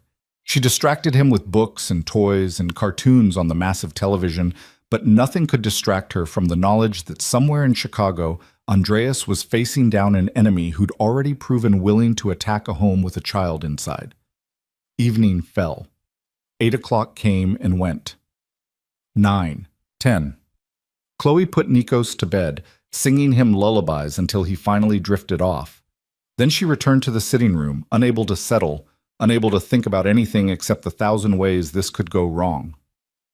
11 o'clock. Her phone buzzed, a text from Andreas. 3 words. It is done. Relief flooded through her, so intense it made her dizzy. She typed back, Are you okay? I am unharmed. Returning now. 1 hour. She waited in the sitting room, curled on the sofa, watching the minutes tick past. At 12:17 a.m., she heard vehicles in the drive, heard footsteps on the stairs, heard Andreas's voice speaking quiet Greek to someone. Then he was there, standing in the doorway, still dressed in black, looking tired but whole. Alive. Chloe was across the room before she could stop herself, checking him for injuries with hands that shook. You said you weren't hurt. I am not. He caught her hands, holding them still. Breathe, Chloe. Did you kill him? No. Andreas guided her back to the sofa, sitting beside her. I offered him a deal. 20% of my Chicago shipping operations in exchange for a guarantee that my family is untouchable. He accepted. She stared at him. That's it? He just agreed. After I showed him the alternative, Andreas's smile was cold. I had detailed information on his operations, names, locations, financial records. I explained that if he refused my offer, I would destroy everything he had built and ensure he spent the rest of his life in a federal prison. He is greedy, but not stupid. So it's over. The immediate threat is over, but there will be others. He looked at her seriously. This is what I meant, Chloe. This is the reality. I can mitigate dangers, eliminate specific threats, but I cannot make the danger disappear entirely. Not while I remain in this business. Then leave the business. Andreas laughed, the sound harsh. You think it is that simple? I have spent 20 years building what I have. I employ thousands of people. I have agreements with organizations that do not accept resignations. He shook his head. I cannot simply walk away. Not without consequences that would be far worse than any threat Papadakis posed. So we're just supposed to live like this? Always looking over our shoulders? You are supposed to live protected, comfortable, and safe. That is what I can offer. That is what I am offering. Andreas turned to face her fully. I know it is not what you wanted. I know you dreamed of a normal life with a normal man, but I am what I am, and Nikolaos deserves to know his father. So I am asking you again. Can you accept this? Chloe thought about Nikos calling Andreas Dada. Thought about the way her son had reached for him, trusted him, loved him instantly with the uncomplicated devotion only children could manage. Thought about what it would mean to deny her son that relationship because she was afraid. I need conditions, she said. Name them. You don't make decisions about Nikos without consulting me. Ever. Not where he goes to school, not who he spends time with, not anything. She held his gaze. Equal partners in parenting, not you issuing commands and me following them. Agreed. And you find a way to minimize the danger. I don't care how. Legitimize your businesses, cut ties with the worst elements, something, because I will not raise him in a war zone. Andreas was quiet for a long moment. I can do that. It will take time, years perhaps, but I can transition to more legitimate operations. For him. He paused. For both of you. And you don't lie to me, ever. About the dangers, about your business, about anything. I need honesty, Andreas, even when it's ugly. Especially when it is ugly. He reached out, tucking hair behind her ear in that gesture she remembered from Athens. You have my word. No more lies. Okay. She took a shaky breath. Then okay. We try this. We figure out how to be a family, somehow. Somehow, he echoed, and there was something almost vulnerable in his expression. Thank you, Chloe, for giving me this chance. Don't thank me yet. You might hate me by the time I'm done demanding things. I very much doubt that. His thumb brushed her cheekbone. I've been waiting 18 months for you to demand things from me. It is about time you started. The moment stretched between them, charged with all the history and tension and unresolved feelings they'd been dancing around. Chloe was acutely aware of how close he was, of the heat of his body, of the way he was looking at her like she was something precious and dangerous all at once. Andreas, she whispered. I know. He pulled back, standing. You are exhausted, and I am still running on adrenaline from tonight. We should both rest. Tomorrow we can discuss the details of our arrangement. He was giving her space, actually respecting boundaries. The Andreas she'd known in Athens would have pushed, would have taken the moment and turned it into something more. This version, this careful, controlled version, was somehow more dangerous because it made her want to close the distance herself. Good night, Chloe. He paused at the door. I'm glad you are here. Both of you. Even if the circumstances are not ideal. Good night, Andreas. After he left, Chloe checked on Nikos one more time. The boy was sleeping peacefully, his face relaxed and innocent. She stood there in the darkness, watching him breathe, and tried to process everything that had happened in the past 48 hours. Her old life was completely gone. The apartment, the anonymity, the illusion of independence, all of it erased. But Nikos was safe. He had a father who clearly adored him, and she had resources now to give him the life she'd always wanted him to have. Maybe it was worth it. Maybe this gilded cage could become something more. Maybe Andreas could actually change. Or maybe she was just fooling herself. Only time would tell. She climbed into the enormous bed in the master suite, pulled the covers up to her chin, and let exhaustion finally claim her. Her last thought before sleep took her was of Andreas's hands on hers, gentle and sure, and the promise in his eyes that he would protect them no matter the cost. In his own room downstairs, Andreas stood at the window, looking out over the grounds. Security lights illuminated the perimeter. Guards patrolled in shifts. Every entrance was monitored, every approach controlled. His son was asleep upstairs. The woman he'd never stopped wanting was under his roof. And he'd just negotiated peace with an enemy instead of destroying him, because Chloe had asked him to find another way. She was changing him already, making him reconsider tactics he'd used for years, making him think about legacy and example instead of just power and control. It was terrifying and exhilarating in equal measure. Andreas pulled out his phone, scrolling to a photo Maria had sent earlier. Nikos playing with blocks, completely absorbed in building a tower. His son, his heir, his reason for everything. He would build something better for the boy, would find a way to bridge the gap between the life he'd built and the life Chloe wanted them to have. He had to, because losing them again was not an option. Andreas Constantine had faced down cartels, governments, and rivals who'd tried to destroy him. Surely he could navigate fatherhood and convince one stubborn woman that he was worth the risk. He had to believe that, had to make it true, because the alternative, a life without them, was no longer acceptable. The fragile peace lasted exactly 3 days. Chloe had started to believe they could make this work. Andreas had been attentive but not suffocating, spending hours playing with Nikos, teaching him Greek words, reading to him in that deep voice that made the boy's eyes light up. They'd established a rhythm, breakfast together, mornings where Andreas worked from home while she and Nikos explored the estate, afternoons in the private library where Nikos napped, and she actually had conversations with Andreas that didn't revolve around threats or custody. It felt almost normal, almost like a real family. Then Kostas Papadakis was found dead in his Manhattan penthouse, and everything went to hell. Chloe was reading to Nikos in the library when Andreas appeared in the doorway, his phone pressed to his ear, his expression carved from stone.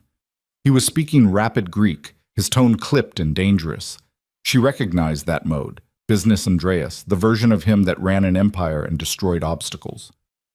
He ended the call, looking at her with eyes that held too many calculations. "What happened?" she asked, even though she wasn't sure she wanted to know. "Papadakis is dead, shot 3 times in his own home, his security disabled, his safe emptied." Andreas moved into the room, his movements controlled but tense. It was made to look professional, clean. Chloe's stomach dropped. "You said you made a deal with him." "I did." "Then who killed him?" That is the question everyone is asking. Andreas crouched beside Nikos, who immediately abandoned his book to climb into his father's lap.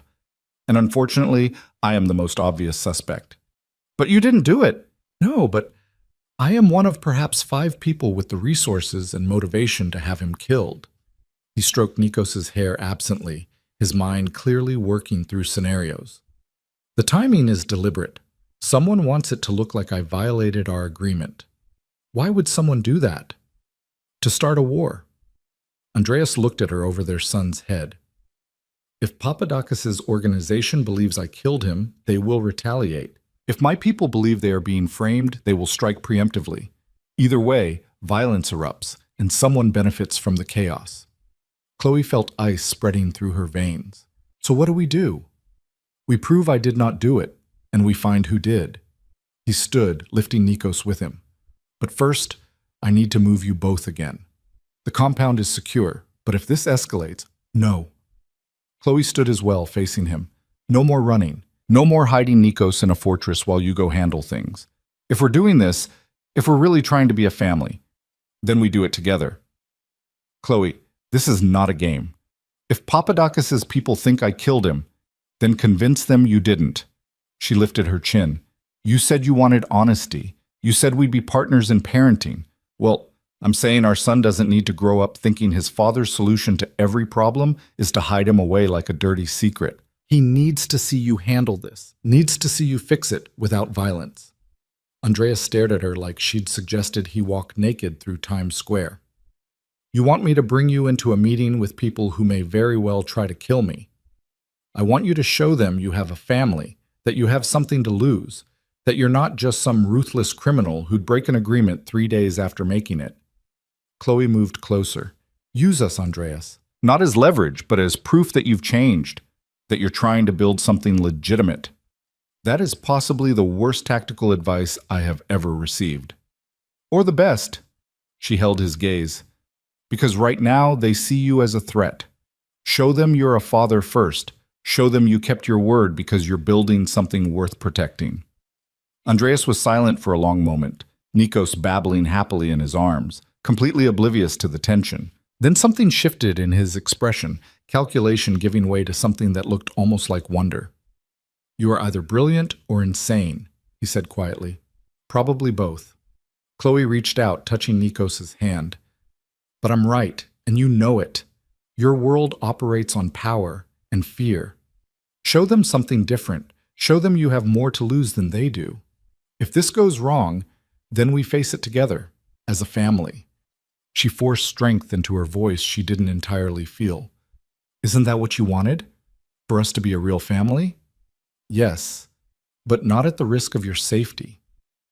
Everything about your life is a risk to our safety, Andreas. At least this way, we're choosing to face it instead of hiding from it." Chloe straightened her shoulders. "When's the meeting?" "Tonight, 8 o'clock. A warehouse in the industrial district." He shifted Nikos to his other arm. "It is neutral territory. Papadakis' second in command, a man named Demetrios, has agreed to hear me out before making any decisions about retaliation." "Then we'll go together." "Absolutely not. I will go. You will stay here with Nikolaos where it is safe. And prove to everyone that you're exactly what they think you are, A man who hides his vulnerabilities and operates alone. Chloe shook her head. No, we're going. Nico stays here with Maria and your security, but I'm coming with you. Chloe, are we partners or not? She crossed her arms. Because if we're partners, you don't get to make unilateral decisions about my involvement. You said you wanted honesty and cooperation. This is what that looks like. Andreas looked like he wanted to argue, looked like he wanted to lock her in the compound and handle this his way. But then Nikos patted his face, saying "Dada," with perfect trust, and something in Andreas's expression crumbled. You will stay behind me at all times, he said finally. You will not speak unless I indicate it is safe to do so.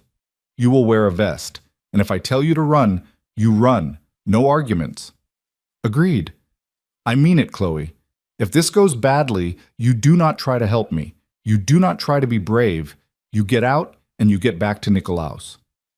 Okay. She swallowed hard. Okay. Andreas handed Nikos to her, then pulled out his phone, already making calls. She listened to him switch between Greek and English, arranging security, coordinating logistics, preparing for every contingency.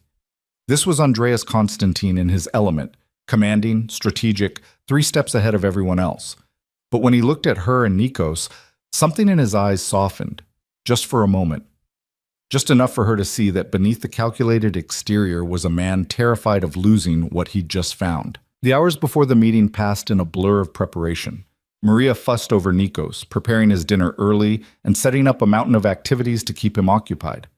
Andreas's sister Elena called from Athens, her voice sharp with concern even through the phone's speaker. You are being reckless, Andreas, she said in English, presumably for Chloe's benefit. Taking the mother of your child into a hostile meeting? Have you lost your mind? Possibly. Andreas was strapping on a shoulder holster, checking his weapon with practiced efficiency. But Chloe made a valid point. They need to see that I have changed, that I am not the same man who would have eliminated Papadakis without hesitation. And if they decide to eliminate you instead, then you become Nikolaos's guardian, as we discussed. The papers are already filed. Andreas glanced at Chloe. But I do not intend to die tonight. You never intend to die, brother, yet you consistently put yourself in situations where death becomes a distinct possibility. Elena's sigh was audible across the miles. At least tell me you have adequate security. 12 men, all armed, all loyal. Andreas finished with the holster, shrugging on a jacket to conceal it. Chloe will be protected. Chloe should be here with me in Athens, where it is actually safe. Chloe is standing right here and can hear you, Chloe interjected. And I'm going because someone needs to make sure your brother doesn't solve every problem with violence. Elena laughed, the sound surprised and genuine. Oh, I like her. Andreas, you have found someone with a spine. Do try not to get her killed. That is the plan. Andreas ended the call, then turned to Chloe with an expression that was equal parts exasperated and admiring. You do not have to do this, yes, I do. She smoothed down the sweater she'd chosen, soft blue cashmere that looked non-threatening but expensive. Andreas had told her appearance mattered, that she needed to look like someone worth protecting, worth keeping safe. For Nikos. For us. For whatever we're trying to build here. Andreas crossed to her, cupping her face in his hands.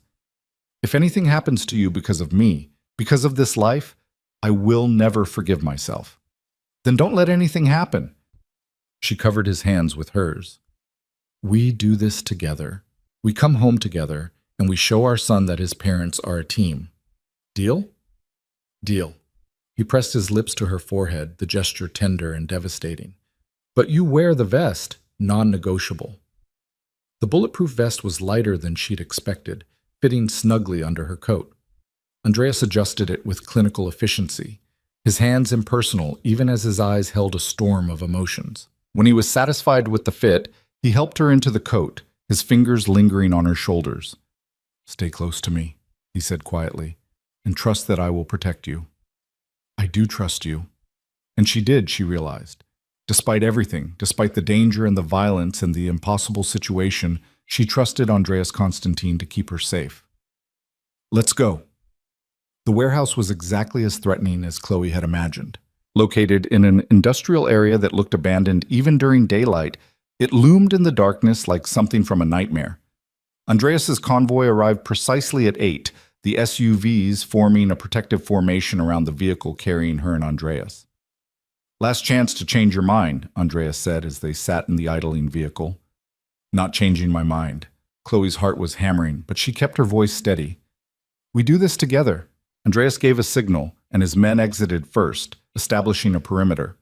Then he stepped out, moving around to open her door with the courtesy of a man escorting his date to dinner rather than leading her into potential gunfire.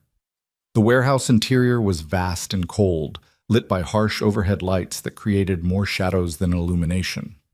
At the far end, a group of men stood waiting. Chloe counted 8 of them, all dressed in dark suits, all watching Andreas's approach with expressions that ranged from hostile to murderous. One man stepped forward, mid-50s, gray-haired, with the bearing of someone who'd climbed over bodies to reach his position. This had to be Dimitrios. Constantine. His English was heavily accented. You bring woman to business meeting. This is insult. This is my family. Andreas kept Chloe slightly behind him but didn't hide her. Chloe Hughes, the mother of my son. Chloe, this is Dimitrios Stavros, who was Kostas Papadakis' second in command. Dimitrios' eyes flickered to her, assessing and cold. You think pretty face makes us forget you killed Kostas? I did not kill Kostas. Andreas's voice was steel. I made a deal with him 3 days ago. A deal that benefited both of us. I had no reason to break it. You had every reason. You are Andreas Constantine. You do not share power. You do not make deals that last. Dimitrios stepped closer, his men moving with him. Kostas was weak to trust you. We will not make same mistake. Then you are making a different mistake. Andreas didn't retreat, didn't flinch, because I did not kill him. But someone wanted you to think I did. Someone who benefits from a war between our organizations. Who? The question was skeptical, dismissive. That is what we should be asking together. Andreas pulled out his phone, displaying something Chloe couldn't see. This is security footage from my compound, time-stamped from the night Kostas was killed. I was there, with my son, with Chloe. I did not leave. Dimitrios took the phone, studying the screen with narrowed eyes. His men crowded around, watching. The silence stretched, tense and dangerous. This could be fake, Dimitrios said finally. It could be, but it is not. Andreas reclaimed his phone. I also have the location data from my vehicles, communications logs showing I made no calls to any of my people that night, and testimony from 12 security personnel who will swear I never left the compound. Witnesses can be bought. So can assassinations. Andreas's patience was clearly wearing thin. Think, Dimitrios. I had a deal with Kostas, a deal that gave me what I wanted without the cost of a war. Why would I throw that away 3 days later? What possible benefit would I gain from killing him? You gain everything. Territory, power, elimination of rival. I already had those things through our agreement. What I gained was peace, time with my family, a chance to build something legitimate. Andreas gestured to Chloe. I brought her here because I need you to understand I am not the same man I was 6 months ago. I have a son now, an heir. I am trying to build a future that does not involve constant violence. Dimitrios looked at Chloe again, his expression unreadable. You choose strange time to grow conscience. Not conscience, priority. Andreas's hand found Chloe's, linking their fingers. My priority is my family, keeping them safe, giving my son a life that is better than the one I had. I cannot do that if I am constantly at war. Pretty words. But Dimitrios sounded less certain now. True words. Chloe spoke before she could stop herself. Andreas tensed beside her, but didn't silence her. I was hiding from him for 18 months. Hiding our son because I was afraid of this world, of this life. But he found us anyway. And when he did, he could have taken Nikos from me, could have destroyed my life. Instead, he asked me to trust him, to give him a chance to be a father, to be a partner. She stepped forward, bringing herself even with Andreas, despite the vest and the guns and the very real danger. That's not the behavior of a man who would break his word 3 days after giving it. That's a man who's trying to change. Dimitrios studied her with new interest. You love him? The question hit like a physical blow. Chloe's mouth opened, then closed. Did she love Andreas? She'd fled from him, had spent 18 months convincing herself he was a monster, but she'd also called him when Nikos was dying, had trusted him with their son, had willingly walked into this warehouse because she believed in what they were building. I'm learning to, she said honestly, and he's learning to be someone worthy of it. Don't punish him for trying to be better. Demetrios looked between them, then at Andreas's men, then back to Andreas himself. The calculation in his eyes was visible, weighing truth against lies, risk against benefit. If you did not kill Costas, he said slowly, then who did? Someone who wants us fighting each other instead of watching for other threats. Andreas pulled out his phone again, swiping through information. I have been investigating. 3 shipping contracts that should have gone to either my organization or yours were awarded to a newcomer last month. A company called Aegean Consolidated, small, under the radar, but growing fast. I know nothing of this company. Neither did I, until I looked deeper. Andreas handed over his phone. The company is registered in Cyprus, owned by a holding company in the Caymans, which is owned by another company in Luxembourg. But if you trace it back far enough, you find a name. Alexios Manos. The reaction was immediate. Demetrios's face went dark with rage, and his men shifted, hands moving toward weapons. Manos, Demetrios spat the name like a curse. That snake. Kostas banished him 5 years ago for stealing, and he has been building power ever since, waiting for an opportunity. Andreas reclaimed his phone. What better opportunity than to eliminate Kostas and have me blamed for it? He triggers a war, we destroy each other, and he moves in to claim the territory we leave behind. Demetrios was silent for a long moment. Then he turned to his men, speaking rapid Greek. An argument broke out, voices raised, hands gesturing. Chloe pressed closer to Andreas, suddenly very aware of how many guns were in this room. Andreas's hand tightened on hers. It is all right, he murmured. They are debating, not threatening. How can you tell? Because if they were going to shoot us, they would have done it already.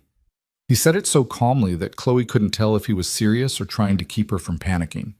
Finally, Demetrios held up a hand, silencing his men. He turned back to Andreas, his expression still hard but less murderous. We do not trust you, Constantine, but we do not trust Manos either. He crossed his arms. We will investigate your information. If it is true, if Manos killed Kostas to start war between us, then we will deal with him. Together. Together.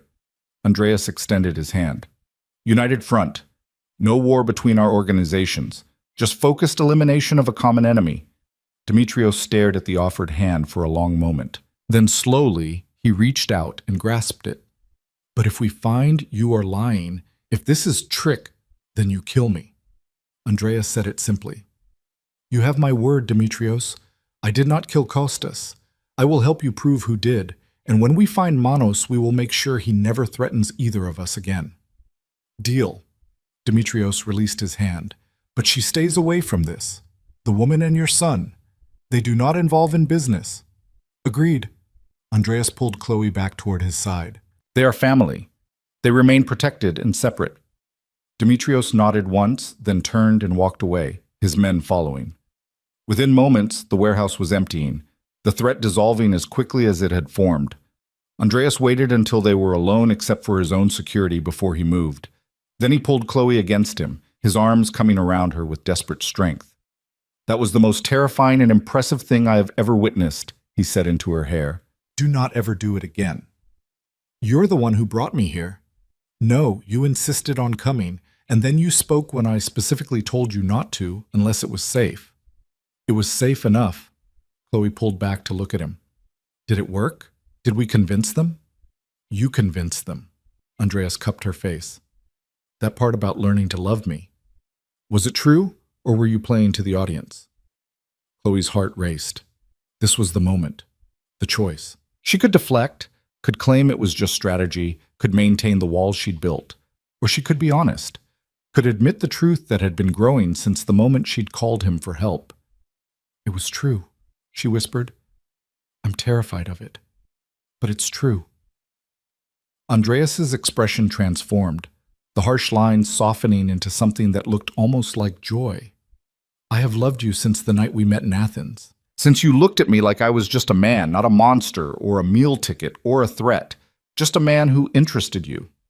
His thumb brushed her cheekbone. I will spend the rest of my life proving I am worthy of the chance you are giving me. You don't have to be worthy, Andreas. You just have to be honest and present and willing to try. I can do that. He leaned his forehead against hers. For you. For Nikolaos. For us. They stood there in the empty warehouse, holding each other, building something fragile and real out of fear and trust and desperate hope. Outside, Andreas's men waited.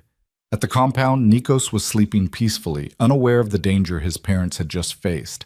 And somewhere in the shadows, Alexios Manos was making plans that would force them all to face one final test. But for now, in this moment, Chloe let herself believe that maybe they could actually make this work. That maybe love could exist alongside danger. That maybe Andreas Constantine could be both a father and a criminal, both tender and ruthless, both the man who'd terrified her and the man she was learning to trust.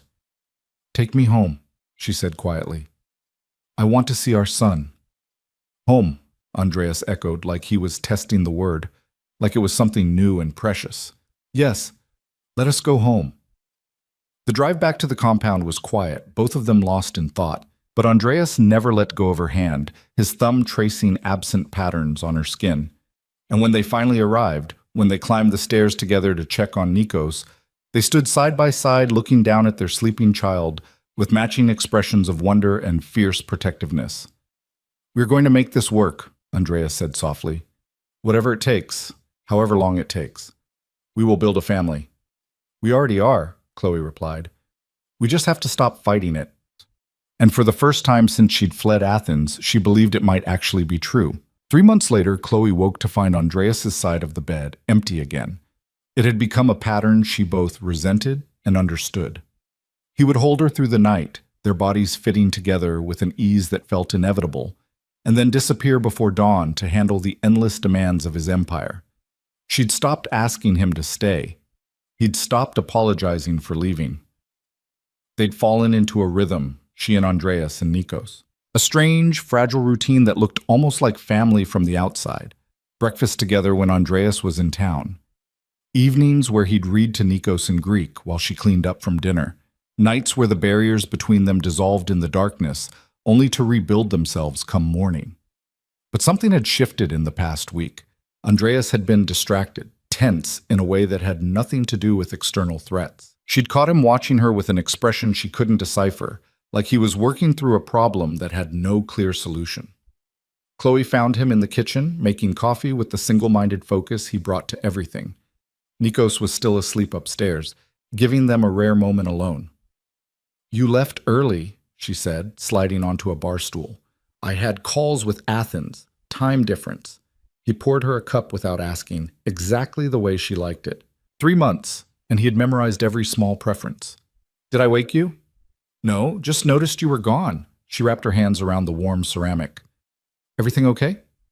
Andreas turned to face her, leaning against the counter. He was dressed for the day already, charcoal slacks and a white shirt with the sleeves rolled to his elbows. Professional, controlled. But there was something in his eyes that made her pulse quicken. I need to tell you something, he said. Dread pooled in her stomach. That sounds ominous. Not ominous, just overdue. He moved closer, stopping just short of touching her. I have been making changes. To my operations. As you asked. What kind of changes? The kind that will take me out of the gray areas and into legitimate business. He held her gaze. I have been selling off the less legal enterprises. Shipping routes that carry things I would prefer my son never know about. Partnerships with men who solve problems with violence first. All of it. Chloe set down her coffee cup carefully. That's what you've been doing? These past months? Yes. It is not simple. There are obligations, agreements that cannot be broken without consequences. But I have been navigating them, carefully, slowly, so that when Nikolaos is old enough to ask what his father does, I can tell him the truth without shame. Andreas, her voice caught, that's your entire empire. No, That is the rotting foundation of my empire. I am rebuilding it into something better, something sustainable. He reached out, tucking hair behind her ear in that gesture that had become achingly familiar. Something worthy of you both. Why didn't you tell me? Because I needed to be certain I could actually accomplish it before I made promises I could not keep. His thumb brushed her cheekbone. I do not make empty gestures, Chloe. When I commit to something, I see it through, and I'm committed to this. To being the man you need me to be. She wanted to believe him, wanted it so badly it hurt. But fear had its claws in deep. And if your enemies see this as weakness, if they come after us again, then I will handle them, but not with the methods I used before. Andreas's expression hardened. I am not abandoning my strength, Chloe. I am redirecting it. There is power in legitimacy, influence that comes from being untouchable by law rather than operating outside it. That is what I am building now. How long will it take? I am nearly finished. Another month, perhaps 2, and the transition will be complete. He paused. And then, I want to marry you. The words hit her like a physical blow. What? Marry me. Make this official. Give Nikolaos a family that exists on paper as well as in practice. He said it calmly, like he was discussing business terms instead of proposing marriage. I have waited 3 months to ask. I wanted to prove I could change first. Andreas, I can't. We're not. This isn't. She struggled to find words. You can't just announce you want to get married like you're scheduling a meeting. Why not? I know what I want. I want you. I want our son. I want to build a life that does not require running or hiding or making impossible choices. He moved closer, bracketing her with his arms against the counter. Tell me you do not want the same thing. Of course I want it, but wanting something and it being possible are two different things. What is impossible about it? His voice dropped to something intimate, dangerous. We already live together. We already share a bed. We already raise our son as partners.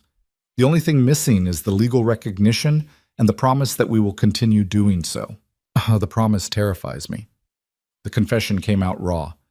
Because what if you can't actually change? What if 6 months from now you're back to making deals with criminals and I'm trapped in a marriage I can't escape? Then leave. Andreas said it simply. I told you 3 months ago, I will not force you to stay. If I fail, if I become the man you fear, then you walk away, and I will not stop you. You also said you'd fight me for custody. That was before. His hand settled on her hips, grounding. Before I understood what you were trying to protect him from. Before I realized that being a father means putting his needs above my pride. If you truly believe he would be better off away from me, I will not fight you. He paused, his gaze intense. But I am betting everything that you will not want to leave, that what we are building together is stronger than your fear. Chloe's breath caught. This was Andreas at his most dangerous, not threatening, not controlling, but utterly sincere, laying himself bare in a way she'd never seen from him. I need time, she whispered. Take it. He pressed his forehead to hers. But know that I am not going anywhere. Know that every day I wake up and choose you, choose him, choose this life we are building, and I will continue choosing it until you believe me. The sound of small feet padding down the hallway broke the moment. They separated just as Nikos appeared in the doorway, his dark hair sticking up in all directions, clutching his stuffed elephant. Mama, Dada, hungry. Andreas smiled, the transformation instantaneous. Come here, little one. Let us see what we can make for breakfast. The rest of the morning unfolded with comfortable domesticity. Andreas made scrambled eggs while Chloe cut fruit. Nikos sat at the table, chattering in his mix of English and Greek words, completely oblivious to the tension still humming between his parents. But Chloe couldn't stop thinking about Andreas's proposal, about the changes he claimed to be making, about the life he was offering. She wanted to believe it was possible, wanted to trust that he could actually transform himself from the ruthless kingpin she'd fled to the partner she needed. But trust was a fragile thing, and Andreas had spent their entire relationship being exactly what she'd feared. Until now. Until these past 3 months where he'd been patient, present, and genuinely trying to be different. The week passed in careful normalcy. Andreas continued his mysterious calls and meetings. Chloe enrolled Nikos in a music class at a nearby community center, one of the first times she'd ventured beyond the estate's walls. Andreas had insisted on security, but he'd kept it discreet, just two men who looked like ordinary parents waiting for their own children. She was starting to see how this could work, how they could build something real within the framework of his world. It wasn't the life she'd imagined, but it was more than she'd thought possible. Then everything exploded. Chloe was giving Nikos a bath when Maria appeared in the doorway, her usually composed expression cracked with urgency. "Ms. Hughes, you need to come downstairs, now." "What's wrong?" "Just come. Please." Maria's tone left no room for argument. Chloe lifted Nikos from the tub, wrapped him in a towel, and carried him downstairs. The foyer was full of men, Andreas's security team, all armed, all speaking rapid Greek, and in the center of it all stood Andreas, holding a phone to his ear, his expression absolutely murderous. He saw her and disconnected the call immediately. "Take Nikolaos upstairs." "What's happening?" "Papadakis broke our agreement. He has taken someone I care about as leverage." Andreas's voice was arctic. "My sister, Elena." The blood drained from Chloe's face. "Oh my God!" "He is demanding I surrender my Chicago operations completely, all of them, and he wants me to come to New York personally to negotiate." Andreas's hands clenched into fists. "It is a trap. He knows if he can eliminate me, everything I have built falls apart." "Then don't go." Chloe shifted Nikos higher on her hip, the boy picking up on the tension and whimpering. "Call the police, the FBI, someone." "And tell them what? That my criminal associate has kidnapped my sister as part of a business dispute?" Andreas laughed bitterly. "They would arrest us all. Elena would die before they could mount a proper response." "So what are you going to do?" He looked at her, and she saw the calculation happening behind his eyes. Saw him weighing options, running scenarios, planning something that would probably get him killed. "I'm going to get my sister back." "Andreas, no." "I do not have a choice, Chloe. She is family. She is innocent in all of this. I will not let her suffer for my decisions." He moved toward her, cupping her face with both hands. "I need you to stay here. Keep Nikolaos safe. If I do not return, stop." She cut him off, tears burning her eyes. "Don't you dare give me the 'if I don't return' speech. Not now. Not when I'm finally starting to believe this could work." "Then believe this. I will come back. I will end Papadakis. I will save Elena, and I will come back to you and our son." He kissed her forehead, her cheeks, her lips. Quick, fierce kisses that tasted like desperation. "Trust me." "I do." The realization hit her like lightning. She did trust him, completely. "But I also know you're about to do something incredibly stupid and dangerous, and I'm terrified." "Then be terrified, but also have faith." He pulled back, already shifting into the cold, controlled version of himself that handled crises. "I leave in 1 hour. Maria knows what to do if things go wrong." "They're not going to go wrong." Chloe grabbed his arm. "Because I'm coming with you." "Absolutely not." "Yes, absolutely yes." She set Nikos down, the boy immediately running to Andreas and clutching his leg. "You need leverage of your own.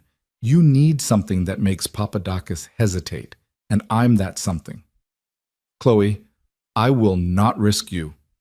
You're not risking me. I'm choosing to come." She met his eyes steadily. "You said we're partners now. Equal partners. So let me be your partner in this too. Let me help you save your sister." Andreas stared at her like she'd lost her mind. "Do you understand what you are offering? If this goes wrong, if Papadakis decides to take you as well, then you'll get us both back. Because that's what you do, Andreas. You protect what's yours, and I'm yours, whether I've been ready to admit it or not."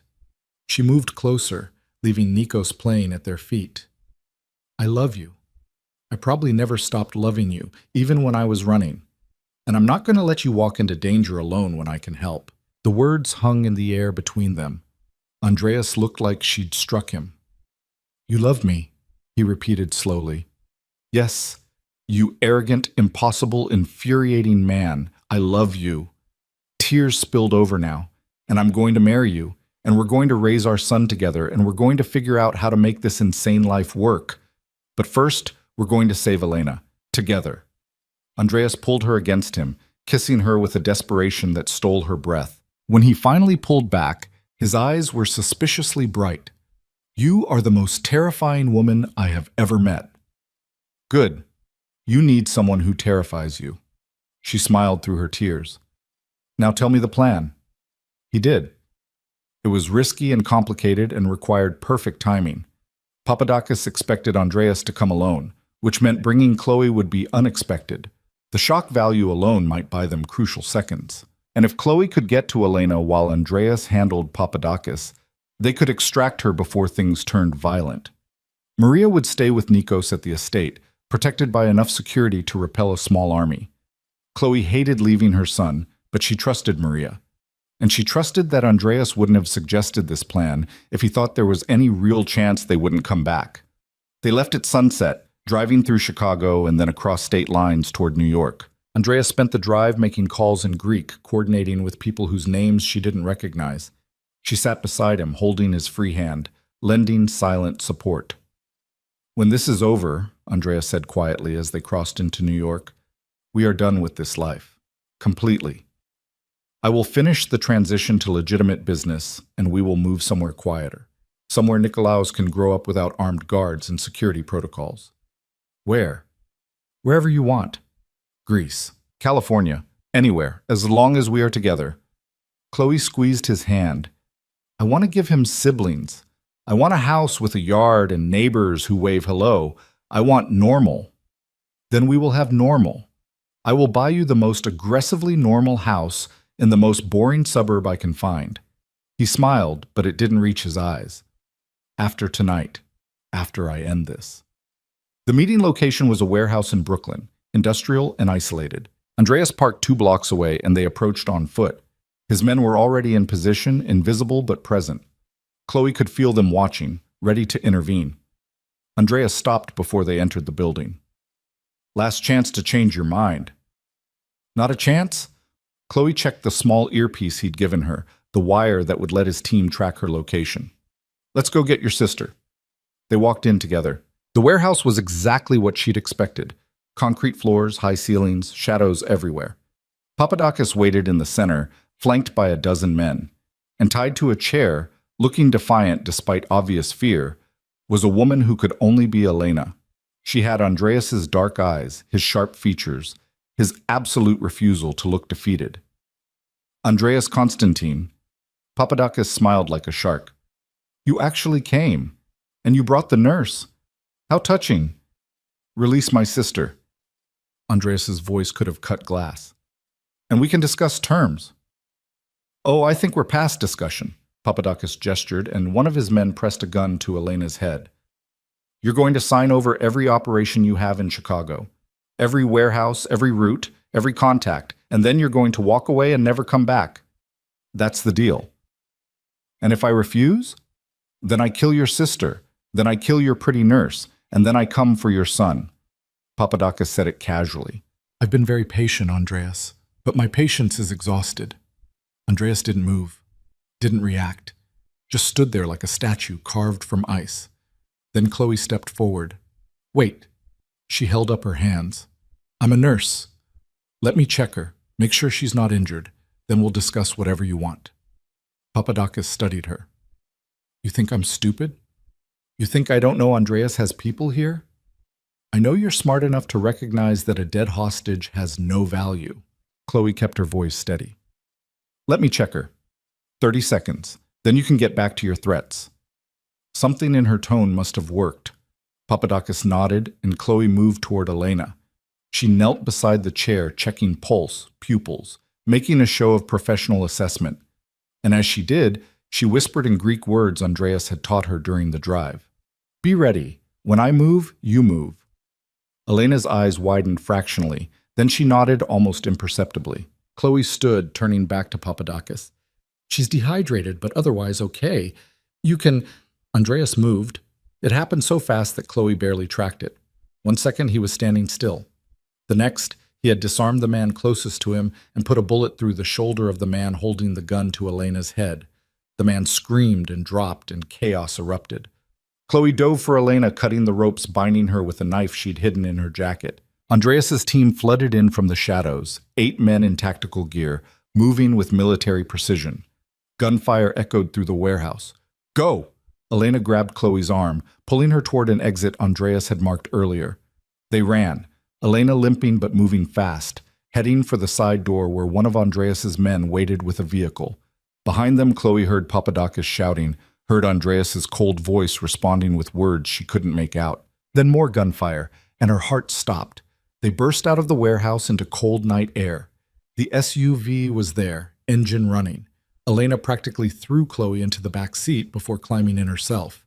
Drive, Elena commanded, in accented English. Now!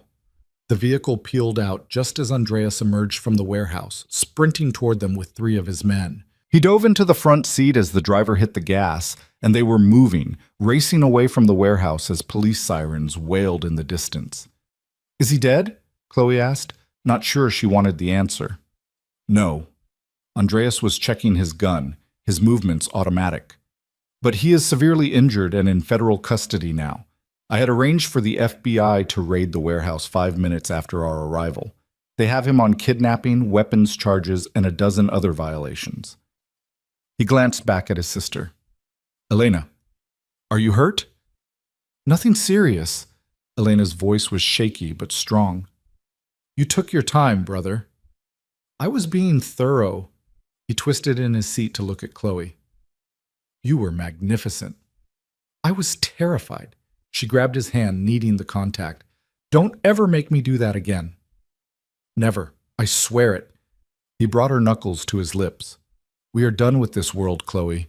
Completely done. After tonight, I walk away from all of it. Can you actually do that? Elena asked. Just walk away? I already have. This was the last thread. Andreas's smile was grim. Papadakis is in custody. The FBI will offer him a deal, testify against the other organizations, and he gets protective custody instead of life in prison. He will take it, and in doing so, he will destroy what remains of the network I used to be part of. You planned this. Chloe stared at him. The whole thing. You knew he would come after Elena. I suspected he might, so I prepared. I had the FBI ready. I had contingencies in place. He met her eyes. I told you I would end this. I meant it. The drive back to Chicago took hours. Elena slept in the back seat, exhausted from her ordeal. Chloe stayed awake, watching the landscape blur past, holding Andreas's hand like a lifeline. I meant what I said, she told him, as dawn started to break. About loving you, about marrying you. I know. He brought her hand to his lips again, and I will spend the rest of my life proving I am worthy of it. You already have. They arrived at the estate as the sun was rising, bathing everything in gold light. Maria met them at the door with Nikos, who'd just woken up. The boy took one look at his parents and started babbling excitedly, reaching for both of them. Andreas took his son, holding him close, and Chloe wrapped her arms around them both. Elena watched from the doorway, smiling through her exhaustion. Welcome to the family, Elena said to Chloe. Though I warn you, we are all slightly insane. I think I can handle it. Chloe looked up at Andreas, saw the love and relief and determination in his eyes. We can handle anything together. Over the next weeks, Andreas made good on every promise. He finalized the sale of his remaining questionable operations. He set up legitimate shipping companies, investment portfolios, real estate holdings, all legal, all clean. He hired lawyers and accountants and created a structure that would provide for his family for generations without requiring anything illegal. And then, on a Tuesday evening 3 months after the warehouse, he took Chloe out to the garden at sunset. Nikos was with Elena and Maria, giving them privacy. The late spring air was warm and sweet with flowers. Andreas knelt in the grass, pulling out a ring that was simple and perfect, a single diamond on a platinum band, elegant without being ostentatious. Chloe Hughes, you are the bravest, most stubborn, most infuriating woman I have ever known. You ran from me, hid from me, and then came back to me despite every reason not to. You gave me a son I did not deserve and a chance I absolutely did not earn. And I am asking you now, with everything I am, to marry me, to build a life together, to trust that I can be the man you need me to be. Tears streamed down Chloe's face. You already are that man, Andreas. You've been that man for months now, so yes, I'll marry you. He slid the ring onto her finger and pulled her down into a kiss that felt like coming home. When they finally broke apart, both laughing and crying, Nikos came running from the house, Elena and Maria trailing behind. Dada! Mama! He crashed into them, and they gathered him up, the three of them tangled together in the grass. We are getting married, little one, Andreas told his son in Greek and then English. Your mama and I are making this official. Yay! Nikos clapped his hands, not understanding but feeding off their joy. Family! Yes. Chloe kissed her son's dark hair, then looked up at the man who'd been her terror and her salvation. Family. They were married 6 weeks later in a small ceremony at the estate. Elena stood as Chloe's maid of honor, crying through the entire service. Nikos was the ring bearer, taking his job very seriously and only dropping the rings twice. Maria orchestrated everything with military precision. As they stood under the flower-covered arbor, exchanging vows, Chloe looked at Andreas and saw not the dangerous man she'd fled from, but the partner she'd chosen, the father of her child, the man who'd torn apart his empire to build something better. I love you, she whispered as he slid the wedding band onto her finger. I love you, he answered. Always. They kissed as husband and wife, and Nikos cheered and Elena threw flowers, and Chloe felt something in her chest finally settle. Finally, relax. This was right. This was home. Later that night, after the small reception had ended and Nikos was asleep upstairs, Andreas led Chloe out to the terrace. The stars were brilliant overhead, and music drifted from the house behind them. Dance with me, he said, pulling her into his arms. They swayed together, no particular rhythm, just moving with each other. Chloe rested her head against his chest, listening to his heartbeat, steady and strong. I have something to tell you, Andreas murmured against her hair. If it's bad news, it can wait until tomorrow. Today's been perfect. It is not bad news. He pulled back to look at her. I bought a house. In California. By the ocean. There's a yard for Nikolaos. Good schools nearby. Normal neighbors who do not know or care what I used to do for a living. Chloe's breath caught. You actually did it. I promised you normal. I intend to deliver. He smiled. We can move whenever you're ready, or we can split time between there and here. Whatever you want. What do you want? I want you to be happy. I want our son to grow up safe. I want to give you the life you deserve. He cupped her face. I want to be the man you see when you look at me, not the ghost of who I used to be. You are that man, Andreas. You've proven it over and over. Chloe kissed him softly. And yes, I want to see this house. I want to think about our future there. Good, because I may have also enrolled Nikolaos in a music program there, and looked into graduate nursing programs for you nearby, and planned approximately 17 years' worth of our lives together. She laughed, the sound free and genuine. Of course you did. I am a planner. You knew this about me.